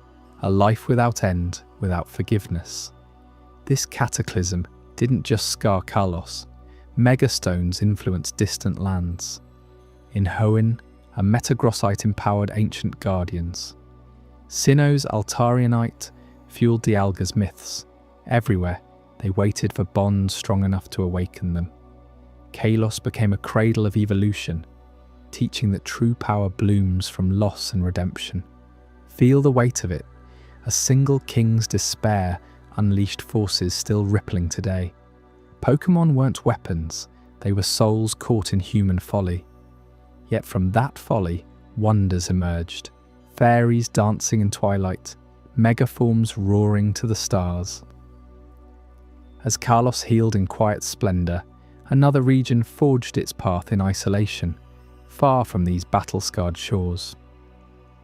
Up next in Chapter 9, Unova's isolated urban explosion, where a single city sparked a skyline revolution that redefined prosperity. How did towering metropolises rise from wilderness, drawing heroes and shadows alike? You won't want to miss the boom that's still shaking the world. Unova's isolated urban explosion. Picture this: a vast ocean separates Unova from the scarred lands of Kalos, where a single region's ambition ignites an urban revolution unlike anything the world has seen. You know those towering skylines in the games, the neon pulse of Castelia City? They didn't spring up overnight. No, Unova's story begins in isolation, a distant archipelago where human ingenuity explodes into city-states that redefine progress. Cut off from the trade winds of Kanto and Johto, early settlers washed ashore on Unova's rugged coasts around 3,000 years ago, right after Kalos's cataclysm. These weren't nomads seeking shrines or legends. They were builders, dreamers fleeing the war's fallout, carrying seeds of commerce and steel. Without the shared myths of Mount Coronet or the Indigo Plateau's pull, they forged their own path. Villages clustered into fiercely independent hubs. Nakreen's libraries, Straton's farms, Driftvale's mines, each evolving into a self-sustaining powerhouse. But one city rose above them all: Castelia. Have you ever wondered why Castelia feels like a beating heart of steel and glass? Its harbours brimmed first with exotic spices from distant seas, then silks, then machines. By the city's founding era, ships from unknown horizons docked daily, unloading treasures that fueled an economic frenzy. Traders bartered not just goods but ideas. Pokeballs refined here became status symbols etched with Unovan flair. Skyscrapers clawed skyward, each floor a marketplace buzzing with Ordino healers, Conkeldurr labourers hoisting girders, and watchog sentinels guarding vaults. Castelia wasn't just booming, it was exploding, pulling wealth from the earth and turning it into a skyline that pierced the clouds. You could stand on its central pier and hear the cacophony, merchants haggling over rare candies, ship captains shouting orders to Samurott crews, the distant rumble of freight trains linking it to every corner of the region. Yet, amid this commerce frenzy, a myth took root that would splinter Unova's soul. Listen closely, because this changes how you see every gym leader, every trainer rivalry. The twin heroes, two brothers, one championing absolute truth, the other unyielding justice. Legends say they once shared a single dragon, a beast of pure creation, but their ideals clashed. Truth sought unvarnished reality, no matter the cost. Justice demanded fairness, even if it bent facts. Their dragon split into two, one white as revelation, roaring for honesty, the other black as resolve, thundering for equity. Reshiram and Zekrom they became, slumbering symbols that divided the land. You feel that tension today in Unova's stories, don't you? Castelia's elite debated it in smoke-filled boardrooms. Should commerce reveal every shady deal, truth style, or regulate for the greater good, justice's way? Nimbasa's entertainers turned it into spectacles, musicals where actors rode Embor as the heroes, clashing ideals amid fireworks. Even kids in Aspertia argued over it on playgrounds, choosing sides like team picks. This myth wasn't dusty lore, it fueled politics. City-states aligned, some truth-pure, lax on rules to let markets soar, others justice-bound, enforcing codes that built resilient alliances. It divided, yes, but it also drove innovation. Without a central king or league, these ideals pushed Unova to compete internally, birthing technologies the old world envied. Rapid modernization swept in like a storm. What started as cobblestone streets became monorails, slicing through canyons of concrete. Pinwheel Forest's outskirts fell to factories churning out escape ropes and potions by the crate. You can imagine the awe, a farmer from Undella Bay stepping off a ferry into Castelia's glow, eyes wide at Haxorus pulling loaded carts, or Braviary scouting trade routes from penthouse perches. Electricity lit the nights, first from Driftvale's coal, then experimental generators powered by Zebstrika herds thundering on treadmills. Skyscrapers multiplied, each taller, sleeker, symbols of Unova's defiance against its isolation. They built resilient because they had to. Typhoons battered the coasts, yet Castelia's piers rebuilt stronger, with Steelix reinforcements weaving unbreakable foundations. But here's the secret that chills the spine of every Unova lore hunter. All this frenzy masked something ancient, slumbering deep below. Beneath the subways and sewers, forgotten caverns hummed with primal energy. Dragon Spiral Tower, that spiraling relic piercing Opelucid's mists, wasn't just a monument. It guarded the dragon's lair, where Reshiram and Zekrom dreamed in icy stasis, their roars echoing faintly during earthquakes. Modernizers dismissed the tremors as construction woes, paving over relic castle sands, where even older worms coiled. You wouldn't believe the close calls. Miners in Twist Mountain striking veins pulsing with draconic aura, only to seal them shut and whisper of curses. Unova's boom blinded them to the beasts below, dragons whose awakening could shatter those precious skylines. Independent growth hammered this identity home. No Indigo League to unify them early. Unova's cities stood alone, forging bonds through rail and rivalry. Nimbasa's amusement parks drew tourists from Castelia, funneling cash back to the ports. Verbank's film industry spun twin heroes epics, exporting reels that romanticized the divide. Even the Pokémon mirrored it. Truth-aligned superior gliding with elegant candor, justice-fueled Hydreigon guarding equitable borders. Trainers rose as local heroes, challenging city mayors in street battles that tested ideals. Lose to a truth seeker? Face your deceptions, fall to justice, question your fairness. This self-reliance bred toughness. When Blight hit Lacunosa's shadows, communities rallied without outside aid, purifying the curse with Lippard scouts and Volcarona flames. Dive deeper and you'll see how commerce intertwined with myth. Castilia's Sky Arrow Bridge, that engineering marvel spanning the bay, was funded by a truth-justice pact. One side demanded transparent bids, the other fair labour wages. Built in record time, it linked the island city to the mainland, exploding trade tenfold. Goods flowed, Undella pearls for Nutcreen scholars, chargestone minerals fueling Opelucid's labs. Pokémon chains sprouted like weeds, standardized yet fiercely local. Castilia's stocked luxury items, while Aspertia's offered rugged survival gear. You could hop a train from one end to the other, watching landscapes shift from glittering towers to misty moors, each stop a microcosm of Unova's split soul. Surprise twists peppered the era. Remember the great skyline fire of Castilia's youth.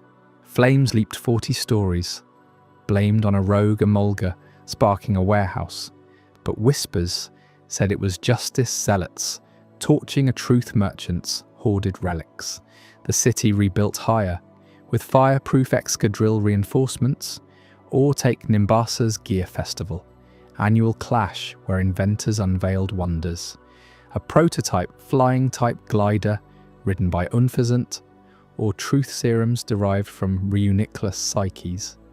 These events didn't just entertain, they polarized. Truth camps hailed raw breakthroughs. Justice ones decried unsafe tests on Pokémon partners. Unova's resilience shone in crises. A massive storm surge flooded Veerbank's studios, halting film production.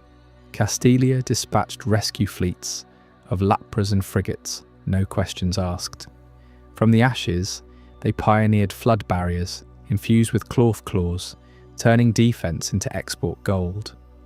This independence sculpted a culture of skyscraper dominance. Tallest buildings weren't vanity, they were statements. Climb Castilia's pinnacle, and you'd survey a mosaic of lights, each cluster a city-state thriving solo, yet symbiotically. Yet that dragon slumber gnaws at you, right? Excavations under Relic Passage unearthed tablets depicting the twins' dragon progenitors, coiled around world eggs. Modern drills nearly pierced their chamber, causing quakes that toppled a Driftvale crane. Leaders hushed it, fearing panic amid the boom.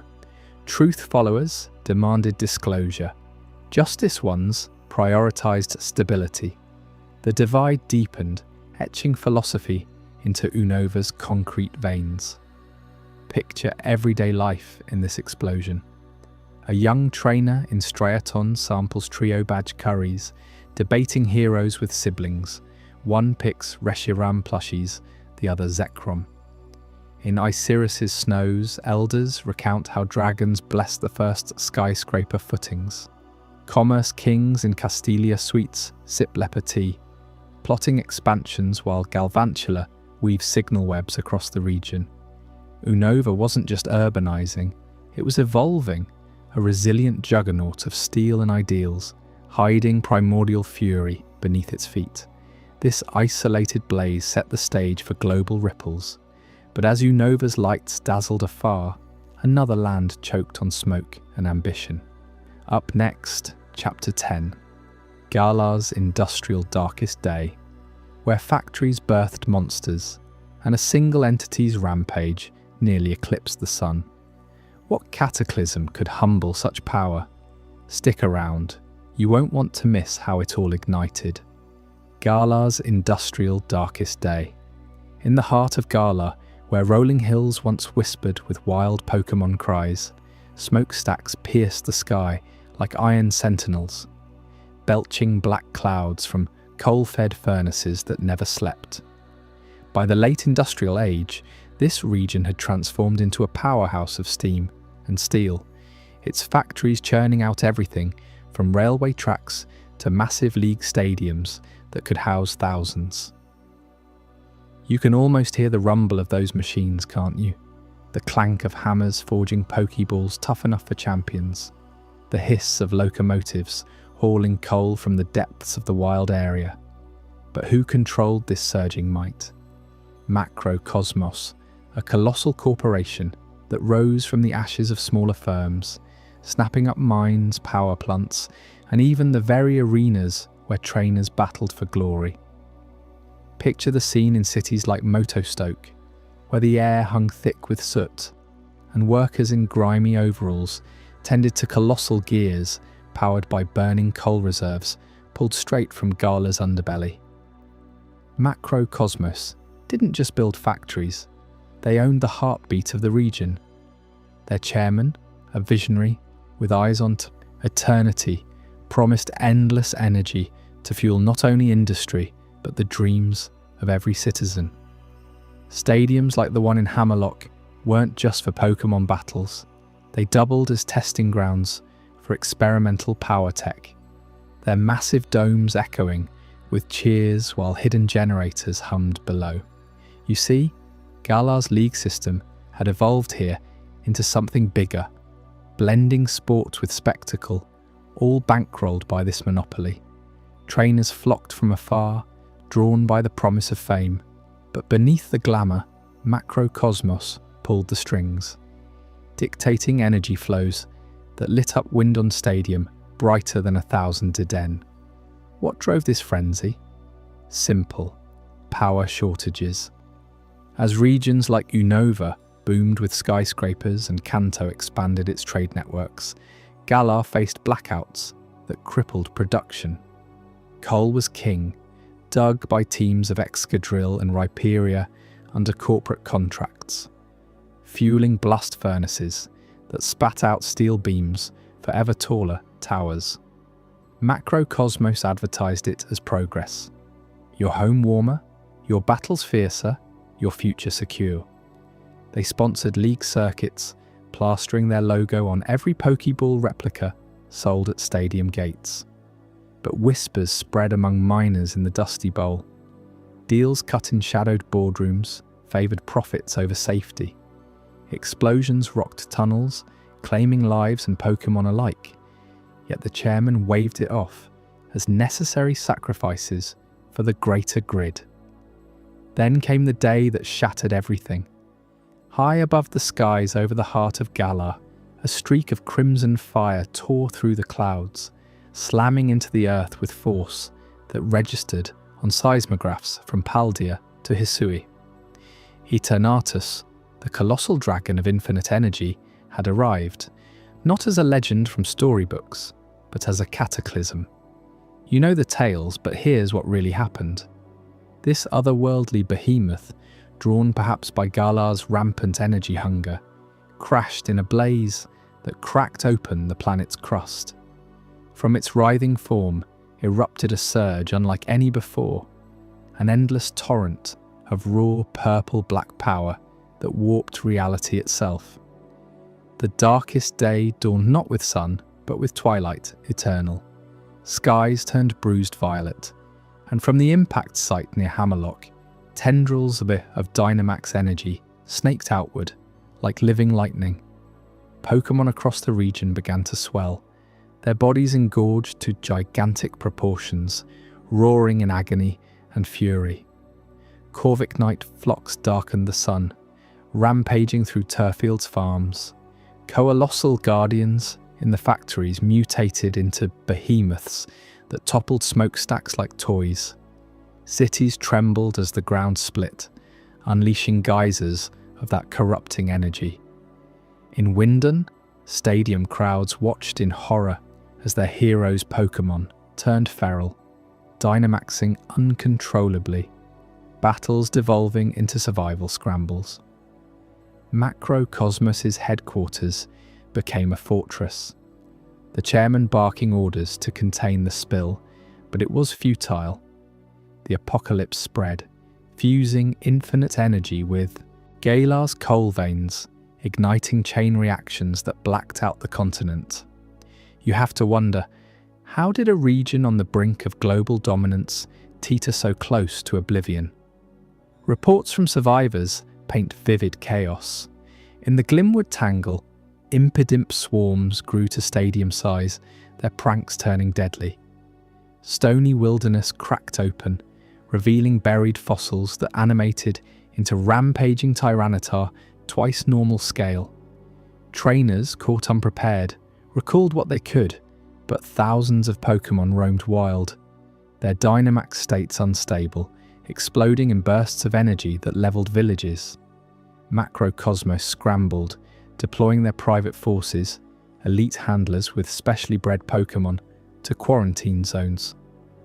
The chairman himself descended into the crater, confronting Eternatus in a clash that shook Mount Coronet echoes away. Energy levels spiked beyond measurement, promising to engulf not just Galar, but ripple into neighbouring seas, threatening Hoenn's volcanic stability. Yet from this peril rose an unlikely salvation. Desperate engineers at Macrocosmos, buried in their Hammerlock labs, cracked the code. That infinite energy, it wasn't just destruction, it was Dynamax, a phenomenon they could harness. Stadiums already built like colossal pressure cookers became the key. By channeling Eternatus's power through reinforced energy plants beneath the arenas, they stabilized the surge. Imagine it, the first controlled Dynamax battle in a quarantined Motostoke stadium, where a trainer's Pokémon swelled safely under artificial lights, battling back the wild giants. What was Apocalypse turned spectacle overnight? Crowds returned, not as refugees but fans, cheering as League officials unveiled Dynamax bands. Devices syncing human, will to Pokémon might, all powered by Macrocosmos tech. Galar didn't just survive, it thrived. Those coal-fueled factories retooled, integrating Dynamax reactors that burned cleaner, hotter, drawing from Eternatus's core without the crash's fury. Stadiums evolved into global icons, hosting tournaments where giants clashed under spotlights, energy harnessed for broadcasts reaching Unova's Castilia screens. Power exports boomed. Galar shipped stabilized Dynamax cells worldwide, lighting Kanto's Indigo Plateau and fueling Johto's towers. Economies rebounded, trainers became celebrities, their Dynamax spectacles drawing sponsors. Windun Stadium, rebuilt grander, symbolized rebirth, its spires glowing with perpetual energy. But you can't ignore the shadows. Macrocosmos's grip tightened. Post-darkest day. The chairman's vision of eternal energy masked deeper ambitions, experiments on Eternatus in hidden facilities, whispers of energy, siphons tapping legendary sources. Corruption festered, rigged league matches favouring corporate-backed champions, coal miners silenced by payoffs, environmental scars from unstable Dynamax leaks mutating wild area Pokémon into rogue titans. Rival regions eyed Galar warily. Trade, deals laced with strings. Was the monopoly a saviour or a serpent? Investigations later uncovered boardroom plots where executives hoarded the purest energy crystals for black market sales, fueling illicit mega-evolutions abroad. Dive deeper into the human side, and stories emerge that hit hard. Take the miner from Stow side, whose Rhyperia saved his crew during the initial crash, only to Dynamax wildly and bury itself protecting them. Now a local shrine honours it. Or the stadium announcer in Balonlea, who kept broadcasting calm through the gloom, her voice a lifeline until a Gigantamax Grimmsnarl shattered the booth. These tales fueled Galar's folklore, blending industrial grit with mythic resilience. Pokémon like the Corviknight taxi fleet adapted, ferrying refugees on enlarged backs, forging bonds unbreakable. Globally, Galar's boom reshaped everything. Unova imported Dynamax tech for Sky Arrow Bridge expansions. Hoenn stabilized its volcanoes with exported reactors. But those corruption shadows lingered, breeding distrust.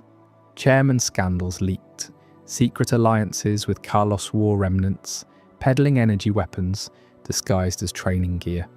Trainers whispered of dark Dynamax, forbidden states echoing the apocalypse, experimented on in macrocosmos basements. Even as stadium crowds swelled, protests brewed in the dusty bowl, locals demanding shares of the energy pie. What does this mean for you, piecing together Pokémon history? Galar proves crisis forges legends, but unchecked power corrupts absolutely. Their industrial heart, once coal-blackened, now pulses with Dynamax light, a beacon and warning. Yet as Galar stabilized, eyes turned to distant shores where ancient guardians shaped a very different path. Up next in Chapter 11, Alola's Tapu-guided island paradise, you'll discover how ethereal protectors turned volcanic isles into a haven of trials and mysteries. Could their harmonious ways hold secrets Galar desperately needed? Stay with me. This shift will blow your mind. Alola's Tapu-guided island paradise. 4 ancient guardians, the Tapu, have ruled Alola's islands not with iron fists, but with electrifying barriers and shielding shells that demand respect from every trainer and wild Pokémon alike. Unlike the rigid gym ladders of mainland regions, Alola forged a society where harmony trumps conquest. All thanks to these capricious deities who enforce their own brutal trials. You see, in Alola, power isn't handed out on badges. It's earned through grand trials that test your bond with Pokémon, not just your battle prowess. Picture stepping onto Melamele Island, where the air hums with tropical energy, and the Tapu Koko zips through the sky like living lightning, watching, waiting to judge if you're worthy. These Tapu aren't mere legends, they're the architects of Alola's gymless paradise. Each island has its own, Tapu Lele on Akala, healing mists cloaking its floral form, Tapu Bulu on Ulaula, charging with a battering ram shell, and Tapu Fini on Pony, misting the air with serene, watery grace. They protect the islands by creating sacred sites called ruins of conflict, hope, and abundance, where they stash royal sparks of pure energy. But here's what sets Alola apart. The Tapu actively intervene. Cross them, and you'll face a sparking shield that repels you like a bad vibe. Earn their favour, and they might just bless your journey. This system shaped a culture obsessed with balance. Trainers don't climb ranks to dominate.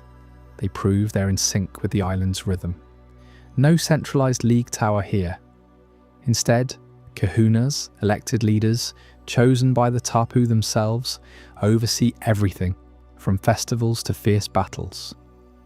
It's a society where Pokémon and people coexist in a dance of mutual respect, far from the competitive grind elsewhere. But how did this all begin? Rewind to Alola's volcanic birth, when fiery eruptions sculpted 4 paradise islands from the sea, each fostering Pokémon evolutions that blur the line between myth and reality. Akala's lush jungles birthed Alolan Marowak, ghosts wielding flaming clubs forged in lava flows. Ula's stark contrasts gave us Alolan Mook, a toxic sludge beast born from polluted shores, reclaiming purity. Pony's rugged cliffs evolved Exeggutor into towering palm trees that sway like ancient sentinels, and Melamele's beaches turned Sandshrew into icy diggers, thriving in sun-scorched sands. These unique forms aren't random, they're adaptations to volcanic soils rich in minerals that twist DNA in ways mainland scientists still puzzle over. Blending ancient myths of island spirits with modern labs analysing Z crystals, Alola turns eruption scars into evolutionary gold mines. You can feel it in the air. Every Pokémon here carries the island's wild heartbeat. Now dig deeper into those kahunas and trials. They didn't spring from tourism brochures. They evolved from desperate ancient rites waged against horrors from beyond our world. Long before steel towers pierced Sinnoh's skies or Galar's factories belched smoke, Alola's forebears faced ultra beasts, multi-dimensional monstrosities ripping through reality like paper. Nohilego, jellyfish invaders that puppet humans with neurotoxins. Kartana, blade-winged assassins slicing through steel. Buzzwole, muscled behemoths flexing otherworldly might. These weren't Pokémon, they were extra-dimensional predators pouring from wormholes during cataclysmic events tied to the island's formation. The early islanders, clans huddled in lava tubes, turned to the Tapu for salvation. Shamans performed rituals at the ruins, channeling the Guardian's power into trials that weeded out the weak, and forged warriors bonded to Pokémon. Those rites? Brutal proving grounds where aspirants battled totem Pokémon, amped up alphas summoning allies, shrouded in auras that mimic Ultra Beast energies. Succeed and you'd claim a Z-crystal, a spark of Tapu essence, letting you unleash devastating Z moves like a Pikipek drilling cosmic holes or a Lurantis blooming with infernal petals. Fail, and the Tapu might spark you into oblivion. Over generations, these rites formalized into the Island Challenge. Befriend a Rotom Dex Guide, conquer captains on each route, specialists like the fiery Kiawe or buggy Sophocles, then face the Kahuna in a grand trial. Hala on Melemele with his massive Crabrawler, Olivia on Akala, unearthing lichen rock from stone, Nanu on Ula Ula, shadowy with his Persian pride, and Hapu on Pony, humble yet fierce with Mudsdale. Each Kahuna embodies their island's soul, elected not by votes alone, but by Tapu approval. This system ensured harmony. Trainers grow through trials that teach ecology, not just escalation. No badges to collect like trophies.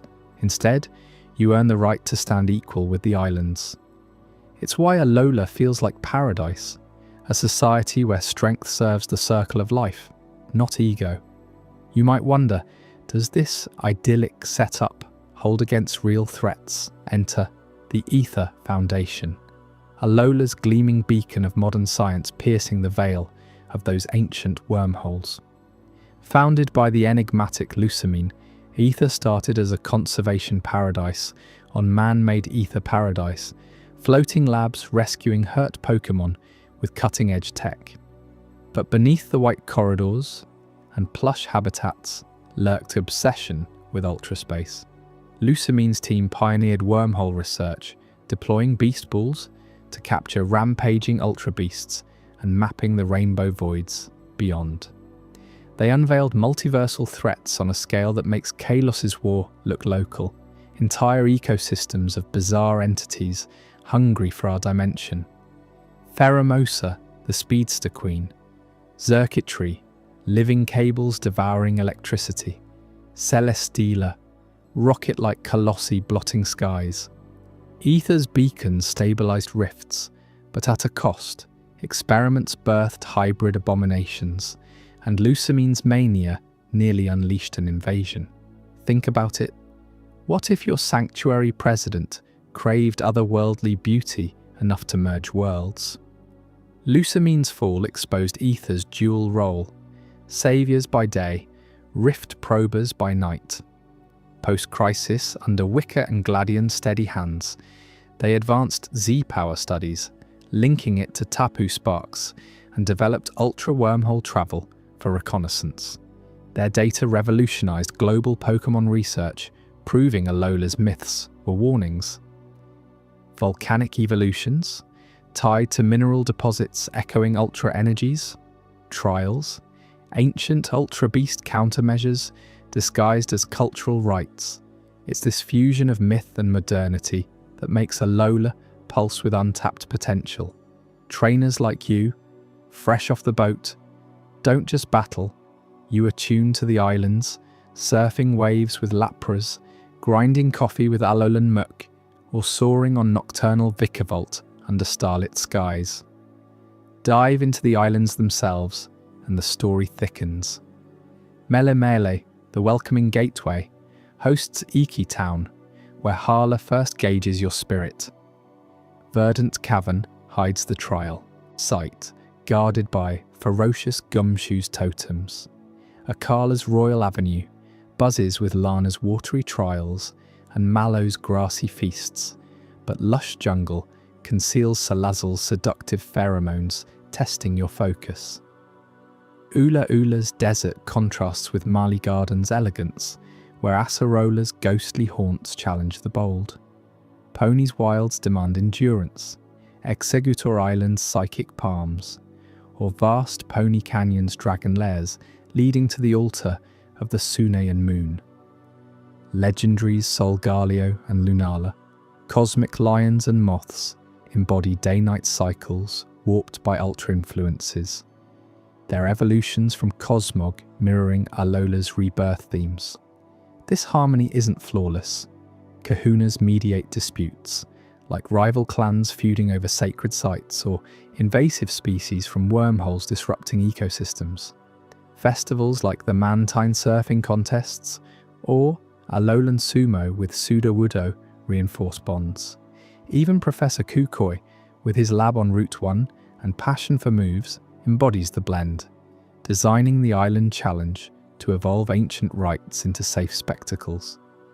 His wife, Burnett, deciphers ultra anomalies, tying back to Aether's legacy.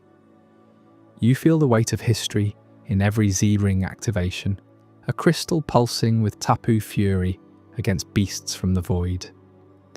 Alola teaches us that true power lies in guardianship, not domination.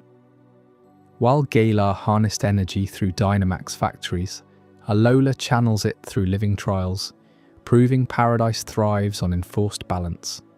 The Tapu's sparks ensure no one rises without humility, creating a society where Pokémon roam free, yet allies stand ready. Volcanic forges birth evolutions that enchant and terrify. Aether's probes reveal horrors we barely comprehend. It's a testament to resilience. From Ultra Beast sieges to modern rifts, Alola endures.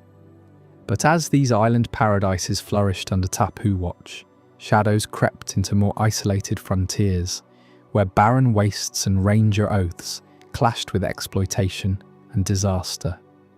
Up next, Frontier Shadows and Ranger Legacies reveal the hidden battles that tested human stewardship like never before. What dark experiments and heroic stands shaped those forgotten lands? Stick around, you won't want to miss it. I hope you're as amazed by this as I am. If you want to stay updated on more content like this, make sure to subscribe and join our community of curious minds. Trust me, what's coming next will challenge everything you thought you knew. Frontier Shadows and Ranger Legacies. In the vast, unforgiving deserts of Ore, where dunes stretch endlessly under a merciless sun, a twisted chapter of Pokémon history unfolded through cold, calculated technology. You see, Ore wasn't always synonymous with desolation and crime syndicates, but its isolation bred opportunists who saw Pokémon not as partners, but as programmable weapons. Picture this: underground labs hidden beneath the shifting sands, where rogue scientists from groups like Cypher pioneered a horrifying process. They injected Pokémon with synthetic shadows, digital corruptions that stripped away emotions, turning loyal companions into snarling berserkers with glowing purple auras. These shadow Pokémon didn't just fight, they rampaged without mercy, their cries echoing like fractured souls across the barren wastes. What started as a quest for power spiraled into outright horror. Villages were abandoned as shadowed herds stampeded through outposts, leaving trails of destruction. Trainers who tried to purify them faced beasts that shrugged off every command. every Pokeball, driven only by implanted rage. Or's deserts became a breeding ground for these abominations, a stark warning of what happens when tech overrides the sacred bond between human and Pokémon. How did it end? Barely. Heroes like young challengers armed with snagging tech had to dive into Cypher's fortresses, battling through waves of these tormented creatures, purifying one heart at a time. But the scars remain. Or's legacy is one of redemption bought in blood and sand, reminding us that some frontiers push humanity too far. Yet while Or wallowed in its self-made shadows, other isolated frontiers forged a brighter path through unbreakable stewardship. Turn your gaze to Fiora, Almia, and Oblivia, regions of lush wilds, jagged peaks, and untamed oceans where Pokémon Rangers emerged as the guardians humanity desperately needed. These weren't your typical trainers hurling Pokeballs from afar. No, Rangers wielded capture stylers, disc-launching devices that forged temporary bonds through pure empathy, calming even the fiercest wild Pokémon with light shows of trust. In Fiora's verdant plains, dotted with partner Pokémon outposts, Rangers patrolled against poachers who slunk in from shadowy ports, nets ready to haul off rare specimens for black market auctions. You'd hear tales of lone Rangers facing down gangs on cliffside trails, their styler beams weaving rainbows that turned aggressive herds into allies mid-battle. Almia took it further, establishing the Ranger School on rugged Viantown bluffs, training recruits to harmonize with Pokémon in ways that went beyond commands, learning their languages through gestures, calls, even dreams. Poachers there didn't stand a chance against squads sinking with Flygon sandstorms or Empoleon tidal waves, all without a single capture permanent. And Oblivia, that archipelago of volcanic isles and coral reefs, became a ranger bastion against oceanic raiders, where temple guardians like Heatran tested Initiate's resolve. These regions thrived not despite their isolation, but because of it. Ranger unions knit human Pokémon societies into unbreakable fabrics, fending off exploitation with bonds forged in the wild's crucible. You can almost feel the wind on your face as a ranger calls out, "Partner up," and a wild Pokémon responds, eyes locking in mutual respect. It's the antithesis of Ori's cold machinery, a living testament to stewardship that let Fiora's flowers bloom unchecked, Almia's academies flourish, and Oblivia's waves sing free. But don't think these frontiers were paradise unchallenged. Small-scale wars erupted in their most isolated wilds, pitting rangers against poacher armies in skirmishes that tested the very limits of human Pokémon bonds. Imagine fog-shrouded mornings in Fiora's depths, where poacher convoys, armed with electrified traps and go-poke drones, clashed with ranger patrols.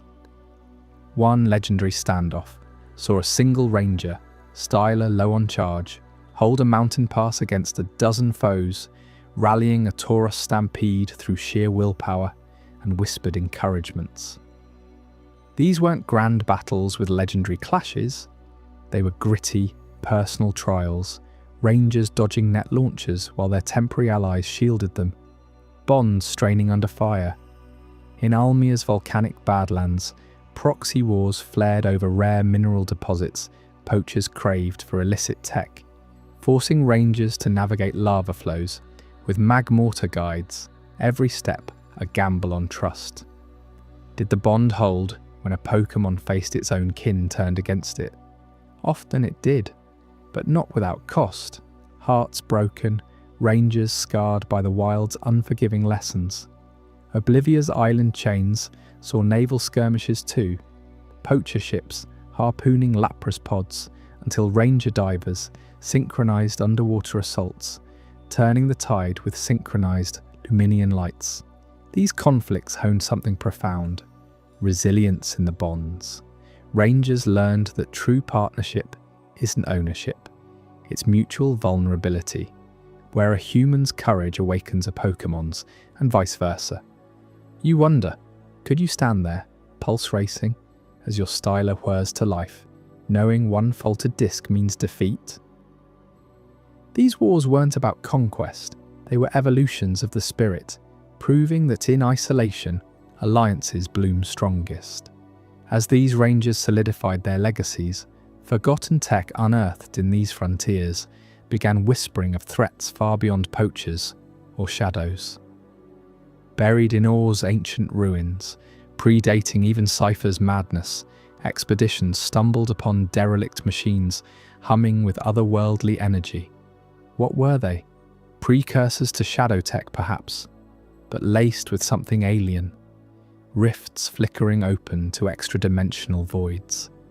In Fiore's hidden caverns, rangers uncovered crystalline devices that, when activated, tore veils between worlds, spilling glimpses of distorted realms where gravity twisted and shadows walked upright.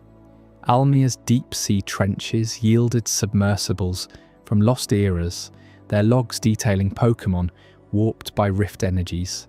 Echoes of Giratina's domain, maybe, bleeding into our plane. Oblivia's forbidden temples held the worst, obelisks pulsing with rift signatures, hinting at poacher cabals experimenting with these to summon ultra beasts, or worse. One chilling account from a veteran ranger describes a rift event in Ori's Colosseum outskirts, a yawning purple tear spewing shadowy wisps that corrupted nearby wilds, before slamming shut. Was this the origin of Shadow Pokémon? An accidental rift exploit twisted by tech? Or a harbinger? These discoveries forced rangers to pivot from mere patrols to rift watchers, sealing anomalies with Pokémon harmonies that resonated across dimensions. You feel the chill, don't you? That nagging sense these isolated frontiers weren't just backwaters, they were thin spots in reality, where forgotten machines hinted at cosmic threats dwarfing any poacher war. What if those rifts widened? What entities lurked waiting for the next careless activation? Delving deeper into Or's shadowed underbelly reveals layers of tragedy you won't forget. Take Cypher's pinnacle, the airships and data labs where they mass-produced shadows from the stolen eggs, infusing them with XD series programs. Extreme darkness, they called it. Trainers infiltrating these felt the horror firsthand. A once playful Eevee, now a snarling Umbran clone, lunging with eyes devoid of spark. Purification wasn't quick. It demanded diving into the Pokémon's psyche via special machines, reliving their torment to coax emotions back. Aura's people, hardened by desert life, rallied around colosseums, repurposed as rehab arenas, where battled shadows slowly remembered joy. But the fallout? Mutated, wild populations still roam the wastes, a perpetual reminder. Contrast that with Fiore's ranger bases, alive with laughter, kids apprenticing alongside cricketot orchestras, learning to capture with flair. Almia's school rivaled any league academy, with obstacle courses testing style or aim under simulated poacher fire. Oblivia's temples demanded pilgrimages, rangers earning totems like the Pupitar mask after rift-sealing quests. These regions exported their ethos too, ranger advisors aiding Or's cleanup, proving stewardship's reach. Those small wars, they birthed legends. In Almia's Haruba Desert, ironic echo of Aura, a poacher lord unleashed a golem avalanche. The responding ranger team, bonds at breaking point, synced a Vibrava counterquake, saving a valley and forging a lifelong alliance. Oblivia's Nema Cove saw underwater melees where rangers rode Kingdra against submersible fleets, bonds transmitting tactics telepathically. Fiore's jungle skirmishes tested endurance, week-long stakeouts where rangers shared berries with partners, whispers building trust stronger than steel. Each victory amplified the legacy, drawing recruits from afar, turning frontiers into beacons. And the rifts? They multiply the intrigue. Forgotten logs spoke of Go Rock squads, proto-pirates tinkering with rift tech for profit, accidentally summoning spectral Pokémon that haunted dreams. Rangers catalogued over a dozen stable rifts, some linking to ultraspaces glimpsed in Alola's tales, others pure distortion hinting at Giratina's grudge. One near Or's relic stone pulsed with unowned script, suggesting ancient Sinnoh ties. Could early clans have fled rifts here? The implications chill you. These weren't accidents. Larger forces loomed, tech from eons past awakening to test our world's seams. As rangers stand vigilant, sealing rifts and mending shadows, you can't help but sense the timeline converging. These frontiers' struggles, tech's horrors, bonds' triumphs, dimensional whispers foreshadow cataclysms ahead. But nothing prepares you for what's next. Chapter 13. Paldea's Paradoxical Great Crater. What ancient anomalies lurk in that massive pit, birthing paradoxes that defy time itself? Stick around. You won't believe the timeline twists waiting down there. Paldea's Paradoxical Great Crater. Beneath Paldea's sun-baked plains, a colossal crater plunges over a mile deep, its jagged walls hiding secrets that defy the laws of nature. This is Area Zero, the epicenter of the Great Crater, where reality tears open like a wound in time itself. What started as a geological oddity soon revealed something far more profound, a rift-spewing Pokémon from eras that should never collide. Picture the first expeditions into this abyss. Brave explorers rappelling down sheer cliffs, their lights cutting through perpetual twilight. They expected fossils or rare minerals. Instead, they encountered beasts straight out of prehistory. Great Tusk, a hulking donkey-like creature with armor-plated tusks charging from misty crevices. Screamtail, a tiny floating prankster with a cotton candy mane and eyes that gleam with ancient mischief. These weren't revived fossils. These were living paradoxes, ancient Pokémon roaming free, as if the dinosaur age had never ended. And then came the opposites, machines from a future unwritten. Iron Treads, a tank on treads belching steam and fury. Iron Bundle, a robotic penguin zipping through the air on invisible jets. Iron Hands, a metallic fighter pulsing with electric might. You see, Area Zero's anomaly wasn't just pulling rocks from the earth. It was spawning these temporal invaders, ancient forms roaring alongside futuristic ironclads, all clashing in a chaotic ballet of what was and what might be. But how did this madness begin? Rewind a few centuries to when Paldea's scholars first mapped the crater. The land was fertile, dotted with olive groves and academies buzzing with youthful energy. Naranja Academy and Uva Academy stood as beacons of knowledge, training trainers while probing deeper mysteries.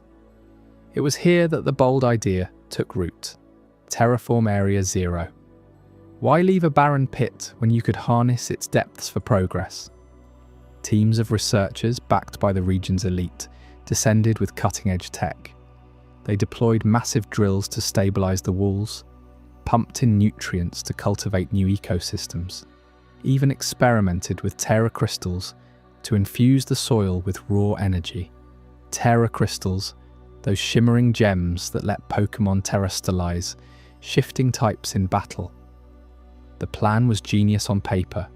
Redirect the crater's geothermal vents, seed it with exotic flora, turn a scar into a paradise.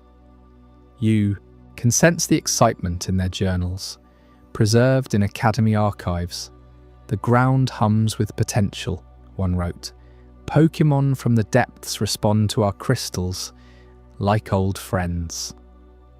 But ambition outpaced caution. As drills pierced deeper layers, they hit something unstable.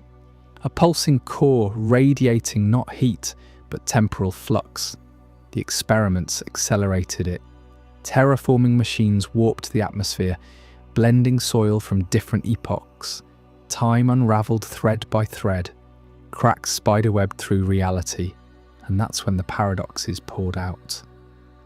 Ancient Pokémon, frozen in ice ages long past, thawed into the present. Future forms, evolved in labs beyond our horizon, materialized from quantum haze. The anomaly fed on the interference, growing wilder with every probe. What were they chasing? Power, unlimited energy from the crater's heart. But they birthed a guardian in the chaos. Enter Terrapagos, the crystalline turtle at the rift's core. No ordinary legendary, this one emerged from the unravelling itself. Its shell, a mosaic of Terra crystals in every hue, pulsed with the raw force that twisted time. Legends whispered among Paldean elders spoke of a hidden jewel watching over the land, but scholars dismissed them as folklore, until the terraforming backlash.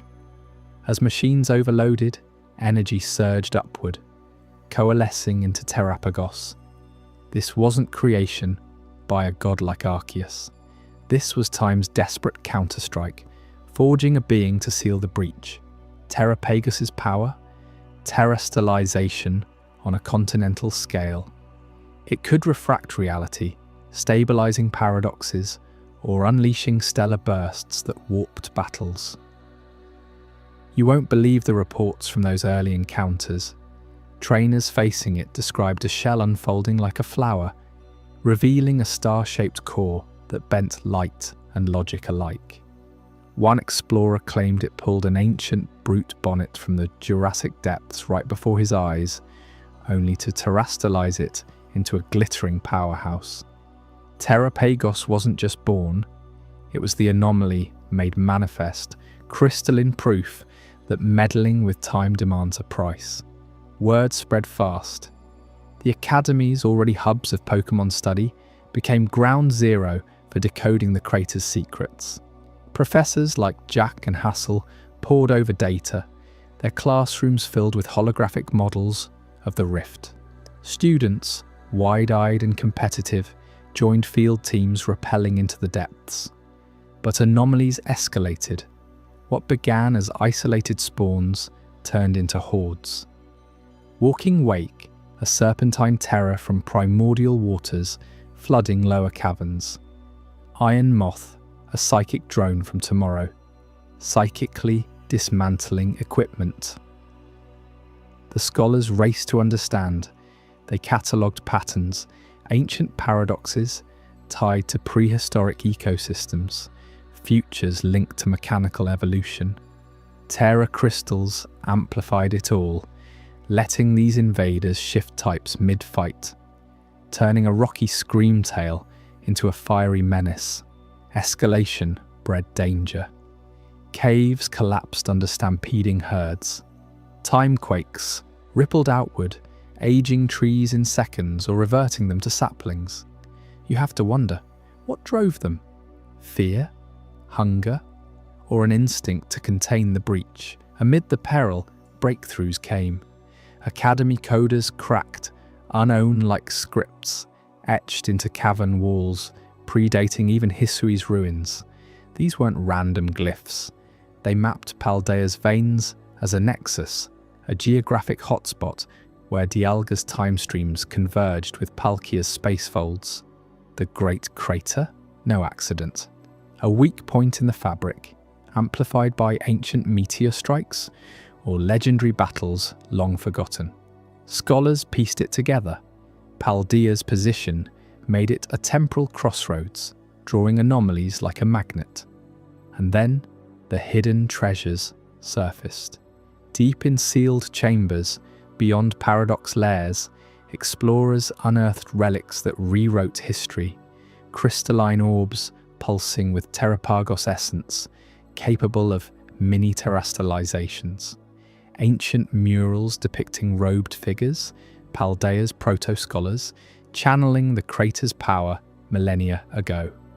One artifact stood out, the Terra Crown, a headpiece said to have adorned the first Academy principal. It revealed Paldea's true role, not just a sunny paradise of treasures and tapas, a nexus of temporal chaos where time's threads fray and reform. Fossils here weren't dead. They hummed with latent life, waiting for the anomaly's call.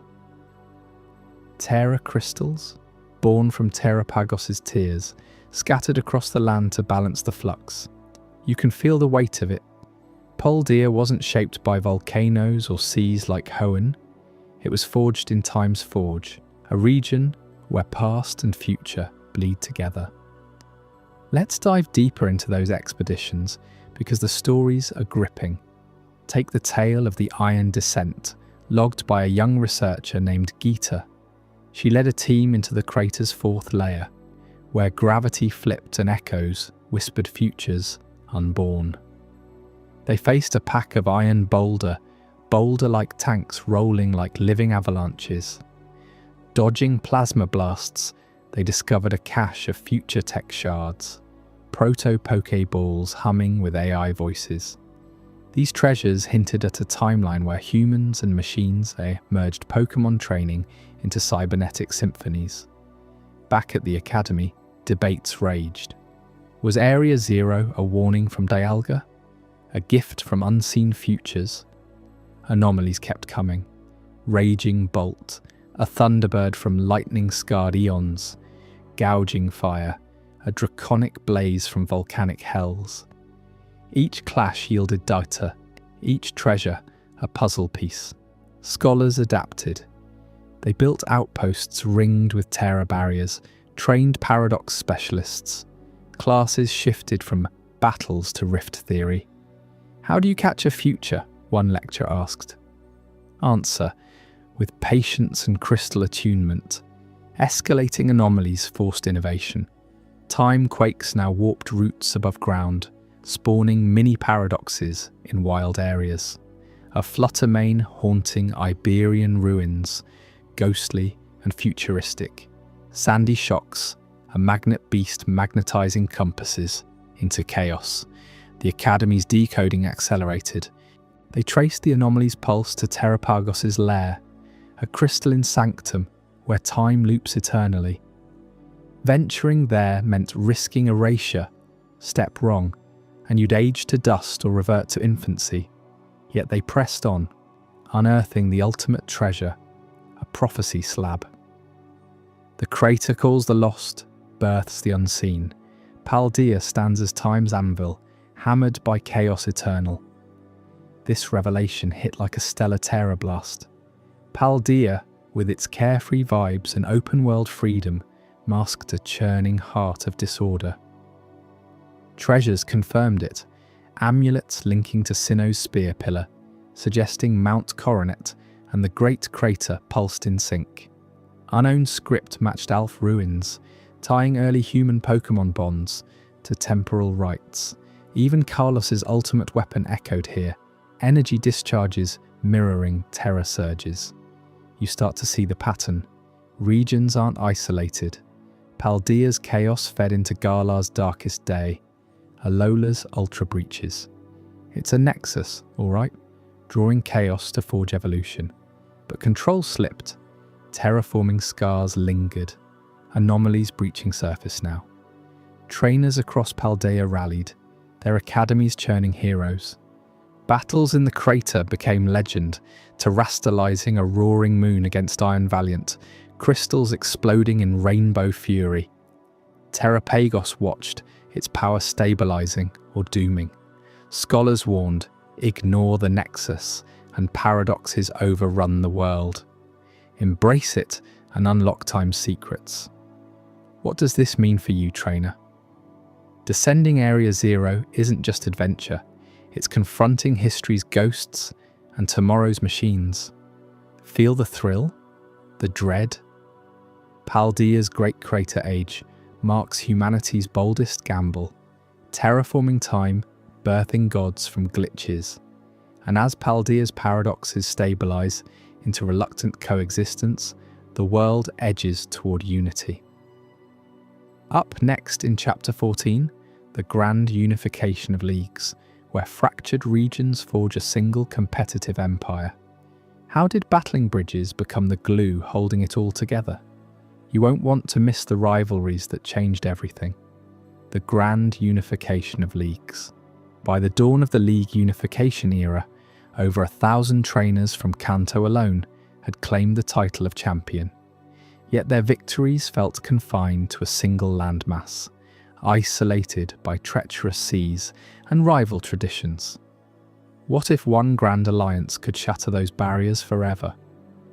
That's exactly what happened when Kanto, Johto, and Hoenn leaders gathered at the Indigo Plateau, signing pacts that would bind their worlds in ways no ancient myth ever predicted. Picture the scene without seeing it. Envoys arriving on massive steamships cutting through fog-shrouded waves, their holds brimming with rare berries from Hoenn's tropics and intricate pokeballs forged in Johto's mountain forges. These weren't just diplomats, they were gym leaders, elders steeped in their region's lore, and even a few wandering champions who'd tasted glory but craved more. The catalyst? Decades of escalating skirmishes along trade routes, where Kantian merchants clashed with Johto shrine guardians over smuggling ancient relics, and Hoenn divers unearthed treasures that sparked envy across the ocean. You know the frustration of mismatched rules in a friendly battle, right? Multiply that by entire regions, and you've got chaos threatening to unravel the fragile peace humans and Pokémon had built. The first alliance decree hit like a hyperbeam: universal battle standards. No more Kanto's 8-badge marathon differing from Johto's shrine-infused trials, or Hoenn's elemental gauntlets. They hammered out a core framework, 8 gyms per region, type-balanced challenges escalating in power, culminating in a league tournament open to all qualifiers, Pokémon levels normalised, items restricted to fair play, and even referee signals standardised, with those iconic flags waving in unison. Trainers rejoiced because suddenly a badge from Rustboro Gym carried the same weight as one from Saffron City. But it went deeper. Transport networks exploded into existence. Massive bridges arched over Johto's Whirlpool Straits, connecting Olivine Port directly to Vermilion's docks. Hoenn contributed its seafaring expertise, launching the first regional ferry lines, with reinforced hulls to withstand Gyarados storms. And air routes, experimental routes using trained Pidgeot flocks and early Charizard patrols, made cross-region travel a week's journey instead of months. You could hop from Lily Cove to Goldenrod Market, trading a freshly caught Wingull for Johto apricorns, all under one protected banner. Trade boomed like never before. Hoenn's volcanic soils yielded meteor mashors that Kanto smiths turned into unbreakable Pokeballs, while Johto's herbalists shared secret brews that boosted Kantian Pokémon recovery rates tenfold. Markets sprang up along new highways, buzzing with haggling voices in a babel of accents, Pokémon bartering alongside their trainers, a sphere rolling pearls for a Kantian merchant's technical machines. These alliances didn't just grease the wheels of commerce, they forged identities. A kid from Pallet Town could dream of conquering Slateport Gym, knowing the rules were the same, the paths clear. Yet as these pacts solidified, the Indigo Conference itself transformed from Kanto Johto's provincial showdown into a spectacle drawing champions from afar. It started small, that expansion. The first unified tournament drew a Hoenn qualifier, a rugged diver from Dewford who upset the favourites with his Relicanth's ancient resilience. Crowds swelled from thousands to tens of thousands, the plateau's stadiums expanding with tiered seating carved from Johto granite and Hoenn coral reinforcements. Banners from all 3 regions fluttered side by side, and opening ceremonies featured synchronized displays. Kantian Pikachu thunderclaps, Johto's legendary bird shadows soaring overhead, Hoenn dragons spiraling in aerial ballets. Champions from afar weren't novelties anymore, they became the stars. Imagine the roar as Stephen Stone, Hoenn's steel-hearted prodigy, faced off against Lance, the Dragon Master of the Blackthorn line. Their battle, Mega Agron clashing with Dragonite in a storm of sparks and roars, lasted 3 days, setting records that still stand. The Indigo Conference wasn't just bigger, it was the heartbeat of a new era, pulling in spectators by ship and wing, turning the plateau into the undisputed capital of Pokémon competition. You felt the shift in every qualifying round, where underdogs from Moss Deep or Ecruteak rewrote the leaderboards. But Unity demands more than pageantry. Shared threats loomed larger than any single region's nightmares, forcing these alliances to birth global league protocols against legendaries. Remember the whispers from earlier eras, those rampaging titans, like the legendary beasts tearing through Johto's towers, or Groudon and Kyogre's primal clashes flooding Hoenn coasts. Now, with borders blurring, one beast's fury could cascade across seas. A Mewtwo-like entity sighted off Cinnabar Island sparked panic that rippled to Sootopolis. League councils convened emergency summits, drafting ironclad edicts. No trainer could challenge a legendary without council sanction. Containment teams formed, elite squads with psychic specialists and dragon tamers on standby. Protocols included distress beacons tuned to regional towers, mandatory reporting of dimensional rifts, and joint task forces patrolling hotspots like the Whirl Islands or Sky Pillar. One infamous incident sealed it. A rampaging Lugia off Johto's coast, driven mad by poachers, veered toward Kanto only to be intercepted by a Hoenn Rayquaza summoner racing across Alliance Airways. That near catastrophe birthed the legendary Accord, a global pact extending beyond the trio, ensuring no region faced apocalypse alone. Trainers grumbled about the red tape, but you can't argue with survival. These protocols weren't cold bureaucracy, they wove into the fabric of daily life, training a new generation to respect the untamable. Gym leaders doubled as wardens, their badges now symbols of stewardship as much as strength. And through it all, cultural exchanges solidified this connected Pokémon world in ways that transcended paperwork. Festivals merged traditions. Kanto's harvest feasts blended with Johto's lantern rituals and Hoenn's dive contests, creating the Triad Carnival at the plateau. You'd hear taiko drums pounding alongside electric guitar riffs from cerulean performers, while Hoenn fire dancers twirled with Johto's ghost lanterns floating eerily.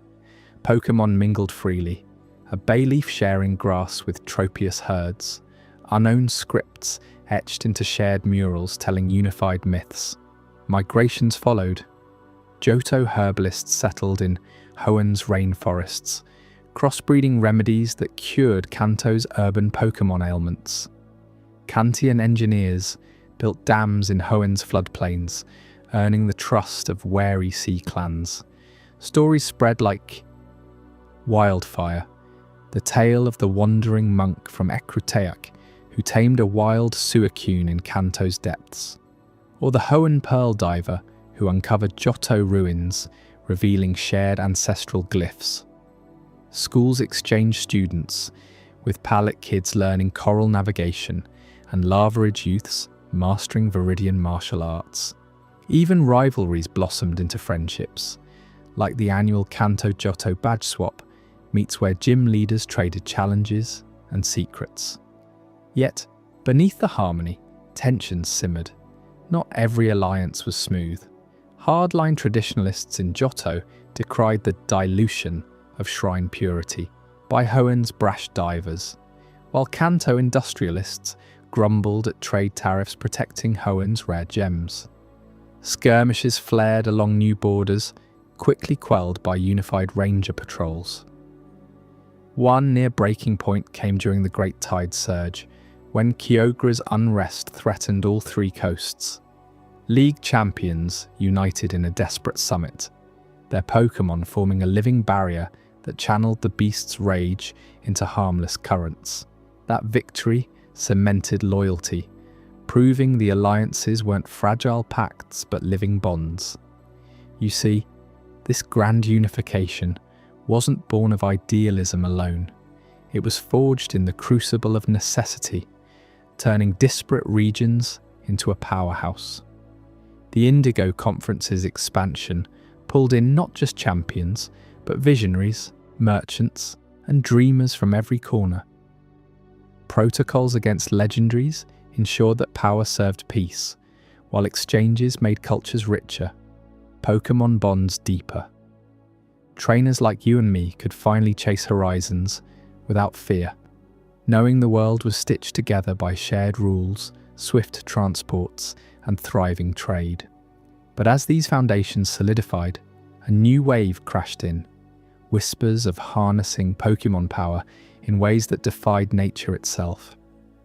Mega evolutions, Z-moves, energies unbound.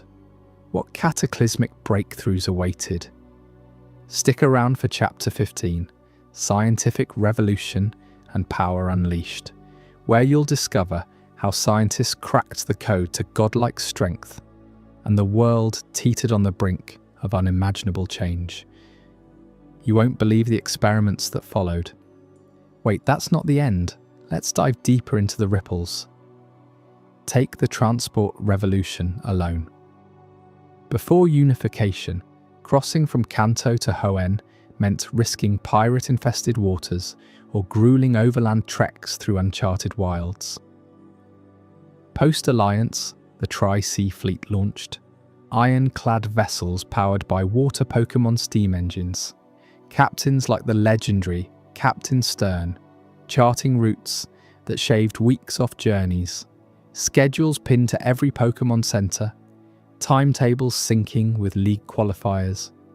A trainer could battle in future one dawn, ship out by noon, and challenge Mobile Gym by dusk. Trade convoys followed, guarded by Alliance Machamp brigades, hauling everything from Evergrande meteors to pewter fossils. Economies intertwined so tightly that a Hoenn drought meant Kanto relief shipments arriving before the first prayers ended. On the Indigo front, expansion meant innovation. The plateau burgeoned into a metropolis, with auxiliary arenas hosting prelims for thousands. Champions from afar brought flair. Alolan Kahunas scouted early, their trial beasts testing newcomers before badges even mattered. Prize pools swelled, funded by trade tariffs, drawing corporate sponsors who built luxury trainer lodges. One champion, a Hoenn native named Drake, dominated with his Salamence squadron, inspiring a dragon training boom across regions. His victory speech: "The plateau calls to us all, no matter the sea we sailed from." Echoes of that sentiment built lasting legacies. Shared threats evolved too. Legendaries weren't the only peril. Rogue organizations tested borders, smuggling exotic Pokémon that disrupted ecosystems. Protocols countered with interdimensional scanners at ports, detecting ultra beasts before they breached. Joint ops, like Operation Stormguard, neutralized a Lugia cult spanning regions. Their leaders tried in a unified court. These weren't abstract. They saved lives from evacuating Viridian during a Mew rampage to sealing a distortion rift over Lava Ridge. Cultural exchanges painted the richest tapestry. Inter-region apprenticeships. A Johto kid apprenticing under Birch, blending shrine lore with field biology. Festivals birthed hybrids, like the Unity Bonfire, where Pokémon evolutions synced to rhythmic chants from all lands. Myths merged, Arceus tales intertwined with Rayquaza's mediator role, fostering pilgrimages to shared sites. Even cuisine unified. Pokepuffs laced with Hoenn spices served at Kanto contests, or Johto noodles simmered in Kalos imports. Wait, no, that's later. Sticking to our trio, Lava Ridge Torkoal roasted meats bartered for Celadon apples. Challenges persisted, fueling drama. A Johto separatist movement rallied against Kanto dominance, sparking protest battles quelled by champion interventions. Yet triumphs outweighed them. The first Tri-Champion Cup, rotating hosts among regions, crowned heroes who embodied the new world. Wallace's elegant melodic dances captivated Kantian crowds. Blue's tactical genius humbled Hoenn powerhouses. This era's true genius, it humanized the epic. You, a budding trainer, could join exchange programs, bond with Pokémon from distant shores, compete on equal footing. Unification wasn't conquest, it was elevation. As alliances matured, the stage set for science to unleash potentials undreamed. But how far would they push? Megastones pulsing with forgotten war energies, Z crystals channeling Island God's wrath. That's the revolution barreling toward us next. Chapter 15, Scientific Revolution and Power Unleashed, reveals the breakthroughs that made legends trainable, and the disasters they nearly wrought. Get ready, it's about to get explosive. To hit the depth, consider the unsung heroes. Figures like Professor Oak's rival, a Johto sage who mapped legendary migration. Patterns enabling protocols that predicted rampages, or the trade baroness from Slateport, whose fleets carried not just goods, but knowledge, distributing battle tomes that equalize strategies. Anecdotes abound. The time a Kantian Eevee evolved into Umbreon under Johto's moonlit shrines, symbolizing adaptive unity. Or Hoenn's contest stars headlining Indigo Galas, blending battles with performances that hooked global audiences. By era's close, the Pokémon world pulsed as one organism, leagues its veins. Kanto Johto Hoenn's model inspired observers from afar, but darkness loomed in labs, where power awaited unleashing. You sense it building, don't you?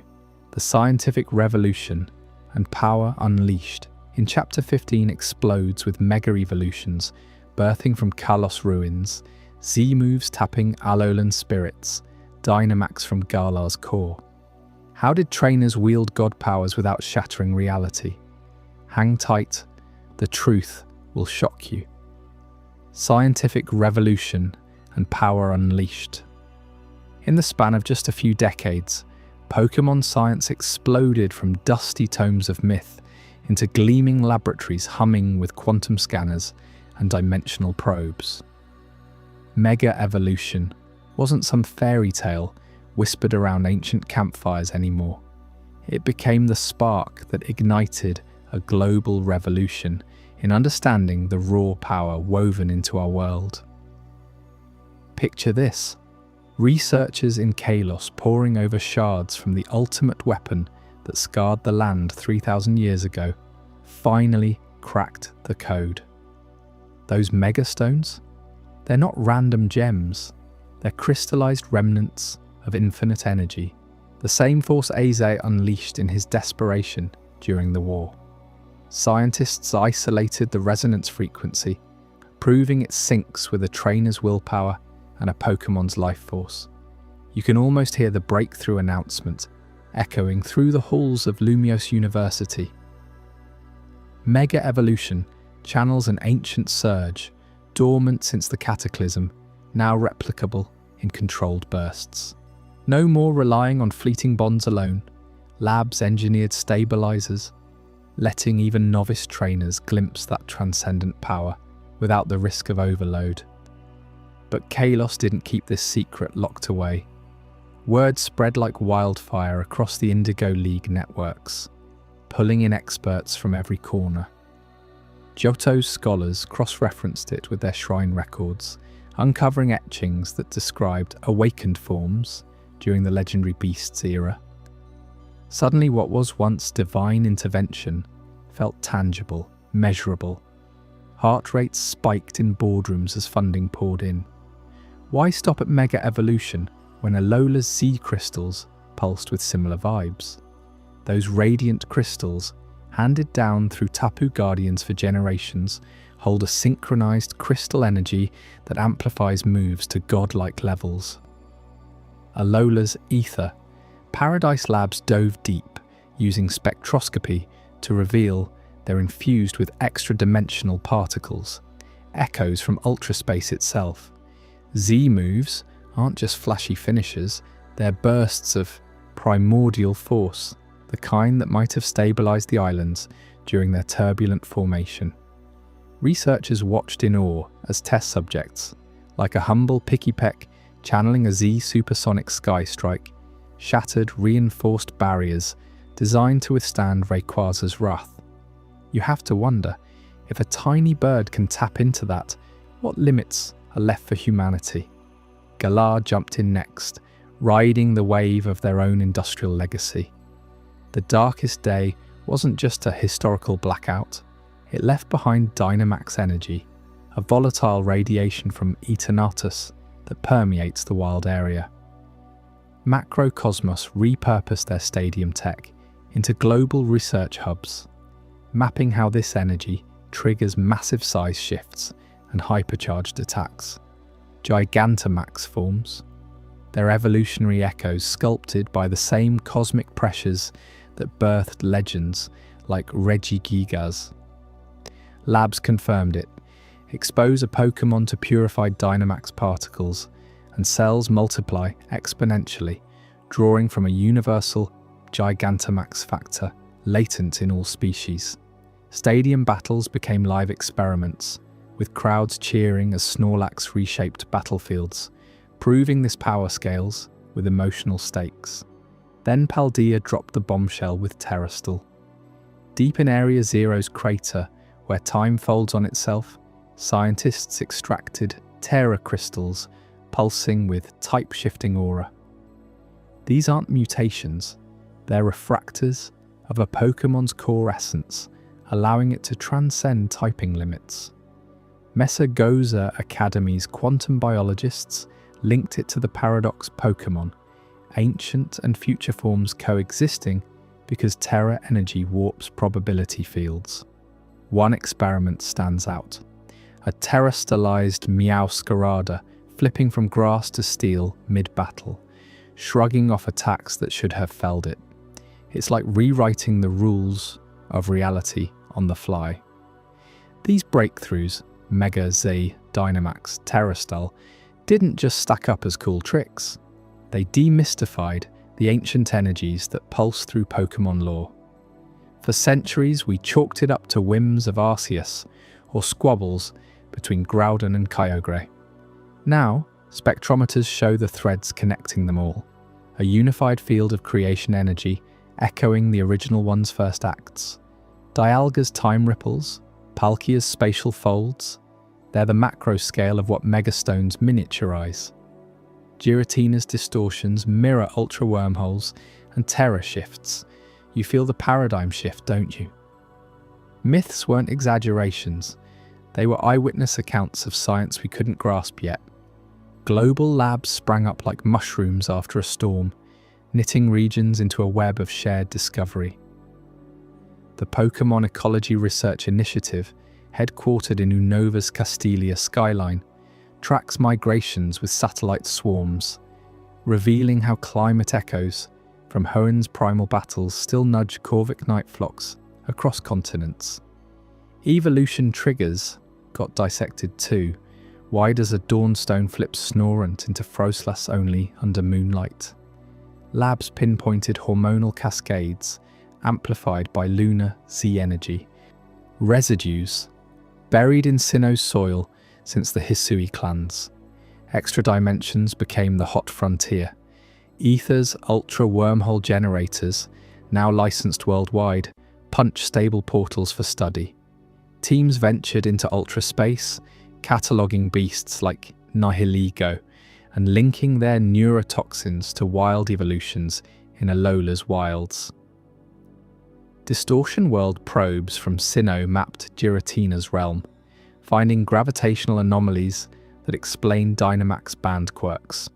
Even the unowned script from Johto's Ruins of Alph decoded further. spelling out equations for Terra lattice formations. These aren't side projects. They're rewriting Pokémon biology textbooks overnight. Revelations poured out, linking these phenomena straight back to creation myths and forcing a total history rewrite. Take Mount Coronet. Core samples glowed with mega-energy traces, suggesting Arceus's emergence supercharged the pillar, birthing Dialga and Palkia right there. Hisui scrolls, once dismissed as poetry, detailed Z-crystal rituals predating Alola by millennia, proof the island's power predates their volcanoes. Galar's Aternatus crash?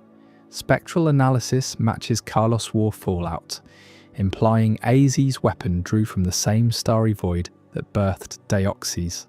Paldea's paradoxes? Their feedback loops from Palkia's space warping, pulling futures and pasts into now. Historians scrambled. The Kalos War wasn't isolated. It was a chain reaction from suppressed primal energies, rippling to the darkest day. Johto's burned tower fire?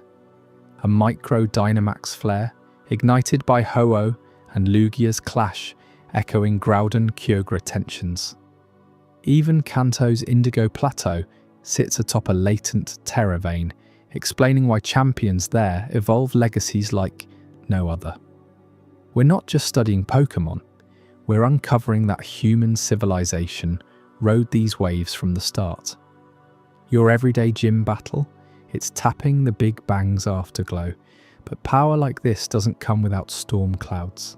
Ethical debates erupted fiercer than a primal reversion. Is it right to bottle mega energy for mass production when AZ's hubris nearly ended the world? Protests rocked Lumio streets as activists chained themselves to lab doors, chanting that harnessing legendary forces invites another catastrophe. Galar faced lawsuits over Dynamax addiction in wild Pokémon, Corviknight flocks growing erratic, rampaging through Hammerlock. Alola's elders invoked Tapu Wrath, warning Z-crystals demand spiritual purity, not corporate greed. Paldea's Area Zero, sealed off after a Terra outbreak, spawned rogue steel Terra types, sparking global accords. The International Pokémon Ethics Council formed in Unova, grilling researchers. Who owns the Gigantamax factor? Should evolution triggers be patented, locking out poor regions like Ore? Shadow Pokémon scandals from those barren lands fueled fears. What if labs recreate Cypher's horrors with extra-dimensional tweaks? Trainers like you weigh in on forums, torn between awe and dread. One viral debate pitted Cynthia against Leon, tradition versus progress, with her arguing Sinnoh myths warn of imbalance, him countering controlled power saved Galar. Philosophers jumped in too. If Terrastol lets a fire-type wield fairy moves, does it erode Pokémon identity? Ecologists fretted over ecology shifts, Dynamax bans altering habitats, boosting invasive species. Yet proponents fired back. These tools heal old wounds. Mega Venusaur restores Hoenn's scorched earth post-volcanic myths. Z-moves empower rangers in Fiore against poachers. Global labs aren't conquerors, they're stewards, probing deeper into ecology to predict mega evolutions tied to biodiversity crashes. Take the Evolution Trigger project in Johto. They mapped how Ecrutake's towers amplify bonds, triggering forms like Typhlosion's Hisuian Blaze through emotional resonance alone. Extra-dimensional teams in Alola Beach cultured Lunala cells, unlocking evolutions without megastones. Revelations kept coming, creation myths as blueprints, Arceus's plates, precursors to Terra orbs, shifting divine types. The rewrite hit textbooks. History isn't linear, it's a helix of energy pulses, from Hisui shrines to Paldea labs. Debates raged in packed auditoriums. We're playing gods, thundered an Ore ethicist, haunted by shadow scars. No, we're fulfilling Arceus's design, retorted a Galar physicist, waving scanner data proving human Pokémon synergy mirrors Dialga Palkia harmony. Funding teetered on knife's edge, but breakthroughs won out. Labs curing Eternatus poisoning, stabilizing Ultra Beasts for relocation. You sense the tension building, right? Science unlocked the cage on ancient powers, but can we wield them without shattering the world anew? These questions propel us into today's interconnected Pokémon world, where regions blend traditions with tech in ways that redefine everything you thought you knew. Stick around. You won't believe how close we are to the edge of tomorrow. Today's interconnected Pokémon world.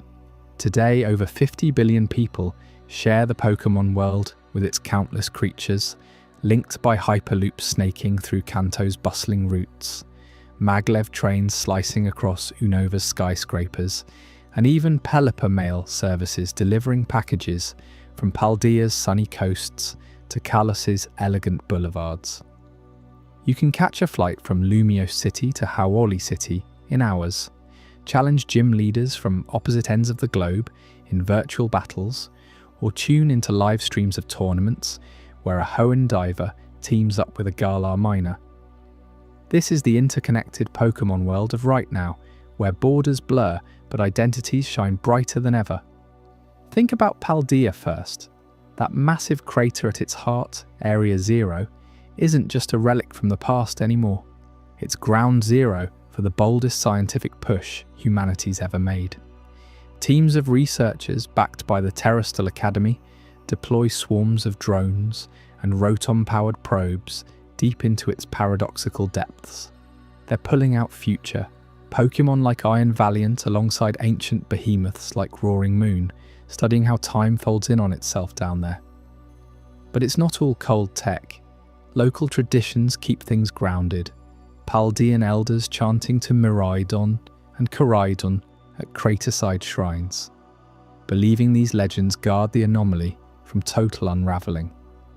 One recent expedition nearly went catastrophic when a temporal surge warped a team's equipment into scrap, only for a wild iron treads to barrel in and stabilise the rift.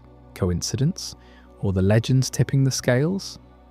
Across the ocean, in Alola, the Ether Foundation's Ultra Space Labs hum with similar fusion of old and new. Massive telescopes scan for wormholes, while Lucamine's successors collaborate with Kahunas to invoke the Tapu during experiments. Remember those Ultra Beasts that first crashed through years back? Now, controlled portals let trainers summon allies, like Buzzwole or Pheromosa for battles, but always under strict protocols. Tradition demands respect, you see.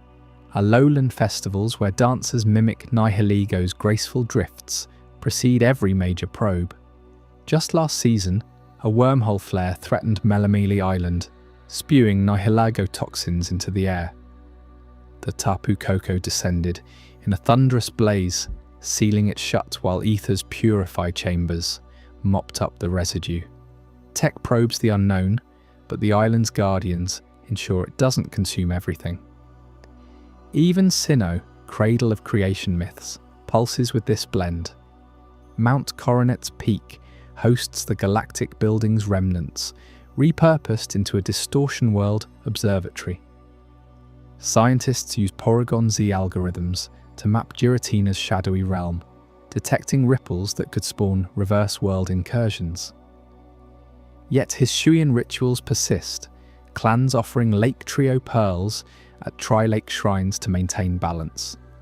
You won't believe the footage from last year's surge, a distortion pocket swallowing half of Snowpoint City. Dialga's roar echoed through time itself, resetting the fabric just as researchers activated their containment fields. Legends and labs, hand in hand, holding the line. Galar's no slouch either. Post-Darkest Day, macrocosmos. Funnels Dynamax energy into global grids, powering cities from Winden to Castelia. Their stadium tech now exports to every league, letting trainers terrestrialize mid-Gigantamax. But Galar's coal heart traditions endure. miners in Motorstoke singing to excadrill veins before drilling for power crystals. A recent Eternatus echo surge lit up the skies over Hammerlock, threatening blackouts worldwide. Zacian and Zamazenta, those noble swords, cleaved through the energy storm, their cries sinking with the stadium arrays to dissipate it. You feel that thrill? It's the world teetering, then steadying. Hoenn's seas tell a similar tale. Submarine labs chase Groudon and Kyogre migrations, deploying submersibles with primal reversion tech to monitor primal surges. Draconid skywatchers atop Chimney still chart Rayquaza's flights, their meteor chants blending with sonar pings. One rogue tide from a deep-sea probe almost flooded Slateport, but Rayquaza coiled through the clouds, enforcing balance as anchors dropped. Unova's Castelia skyline bristles with innovation hubs, decoding Genesect fossils via Z-Moves interfaces, while Liberty Garden hosts ancient unknown convocations that trainers swear predict surges. Johto's Ecrutech bells ring alongside Burn Tower sensors for Ho-Oh and Lugia vigils. Kanto's Sylph Coast beams data to every Pokécenter. Celadon shrines honouring Mewtwo's shadow with psychic dampeners. Even remote spots like Aura's Cypher Labs, reformed into anti-shadow tech outposts, link up via Fiore Rangers capture styler networks. These aren't isolated efforts. The Pokémon Global Initiative coordinates it all, a network born from league unifications. Probes into Area Zero feed live data to ultraspace teams, distortion readings cross-referenced with wormhole logs, legendary interventions, tracked in real time, patterns emerging, like how Palkia's spatial tweaks often precede Giratina's fixes. It's a delicate equilibrium, where one unchecked surge could ripple across dimensions. But here's what makes this era electric, the cultural festivals that bind it all. Picture the Pokémon World Coronation Series finals in Winden, where a Paldean ace rider on a Miraidon battles an Alolan surfer with Primarina, crowds chanting in a dozen tongues. Regional pride fuels it, yet unity prevails. Johto's Belkheim Festival now streams globally. Entei dancers joined by Galar Drudigan pipers, celebrating legendary beasts with fireworks synced to Kalos Delphox illusions. Alola's Mantine Surfing League invites Hoenn divers, wave battles under Tapu blessings, turning into cross-regional barbecues. Then there's the Hisui Heritage Expo in Sinnoh, where reconstructed Diamond Clan spears clash in friendly spars, with Unnervan skyscraper builders reenacting Reshiram Zekrom myths. Galar's Curry Cup mixes Paldean spices with Kanto ramen, judges sampling while legendaries like Kubfu meditate nearby. These aren't just parties, they're affirmations. In a global league era, where Indigo Plateau hosts inter-regional cups and Virtuous Palace qualifiers draw billions online, festivals unite diverse identities. A kid from Aura, once shadowed by Cypher's sins, now cheers beside a Furion Ranger at the same bonfire, sharing stories of top Ranger feats. You sense it, that shared heartbeat pulsing through every cheer. Kalos's Lumiose Lantern Festival lights up with mega evolutions, AZ's ancient weapon lore recited by Unova poets, honouring the war's lessons amid Azumarill floats. Even Oblivia's Crystal Guardians inspire holographic displays at Paldea's Academy Fests. These events don't erase differences, they amplify them, weaving Johto's shrine reverence with Galar's industrial grit, Alola's island vibes with Unova's urban hustle. Trainers return home changed, bonds forged across seas, ready for the next league. Circuit. Yet amid this harmony, legendary balances hold firm against the chaos. Distortions from Giratina's realm flicker like bad dreams, wormholes spitting ultra variants, surges echoing Eternatus's rage. Arceus's silhouette has been glimpsed above Coronet thrice this year, each time quelling a multi-regional anomaly. Dialga stamps out time loops in Area 0. Palkia seals space tiers over Alola. Rayquaza patrols skies linking Hoenn to Galar flights. The Lake Trio whispers calm into Johto's restless spirits. Tapu shield wormhole labs. Zacian slices Eternatus flares. It's no myth these forces actively counter the rifts tech stirs up. One Paldean report detailed a Paradox herd stampede, halted mid-charge by Koraidon's future roar, buying drones time to evacuate. You might wonder, how close do we skirt disaster? Take the Kitakami incidents, still unfolding, where ogre legends clashed with modern relic hunters, only for Peturant's toxins to be neutralized by a Guardian Ogerpon ritual, amplified by Academy serums. Or Or's latest shadow breakout, quelled by international ranger squads, linking styler pulses with distortion world beacons. Every close call reinforces it. Tech expands horizons, tradition anchors them, legendaries enforce the rules. This interconnected tapestry defines our time. Travel's instantaneous, knowledge shared in seconds, battles borderless. Yet each region guards its soul. Sinnoh's myths in Pokémon apps, Paldea's treasures in VR academies, Alola's kahunas consulting AI oracles. The Global League isn't domination, it's celebration, a stage where every trainer's story contributes to the whole. As probes delve deeper into Area Zero's core, Ultra Space's vast megastructures loom on scanners, and distortion echoes hint at Giratina's next move. The world braces. Cultural ties grow tighter, festivals louder, leagues fiercer. Legendary gazes watch from afar, ready to act. But what does this all mean for you, trainer? In this blended era, the Pokémon world's greatest strength is its resilience, forged from eons of adaptation. Uncharted frontiers beckon from Paldea's crater depths to wormhole clusters beyond Alola, eternal mysteries like Arceus's true intent lingering just out of reach.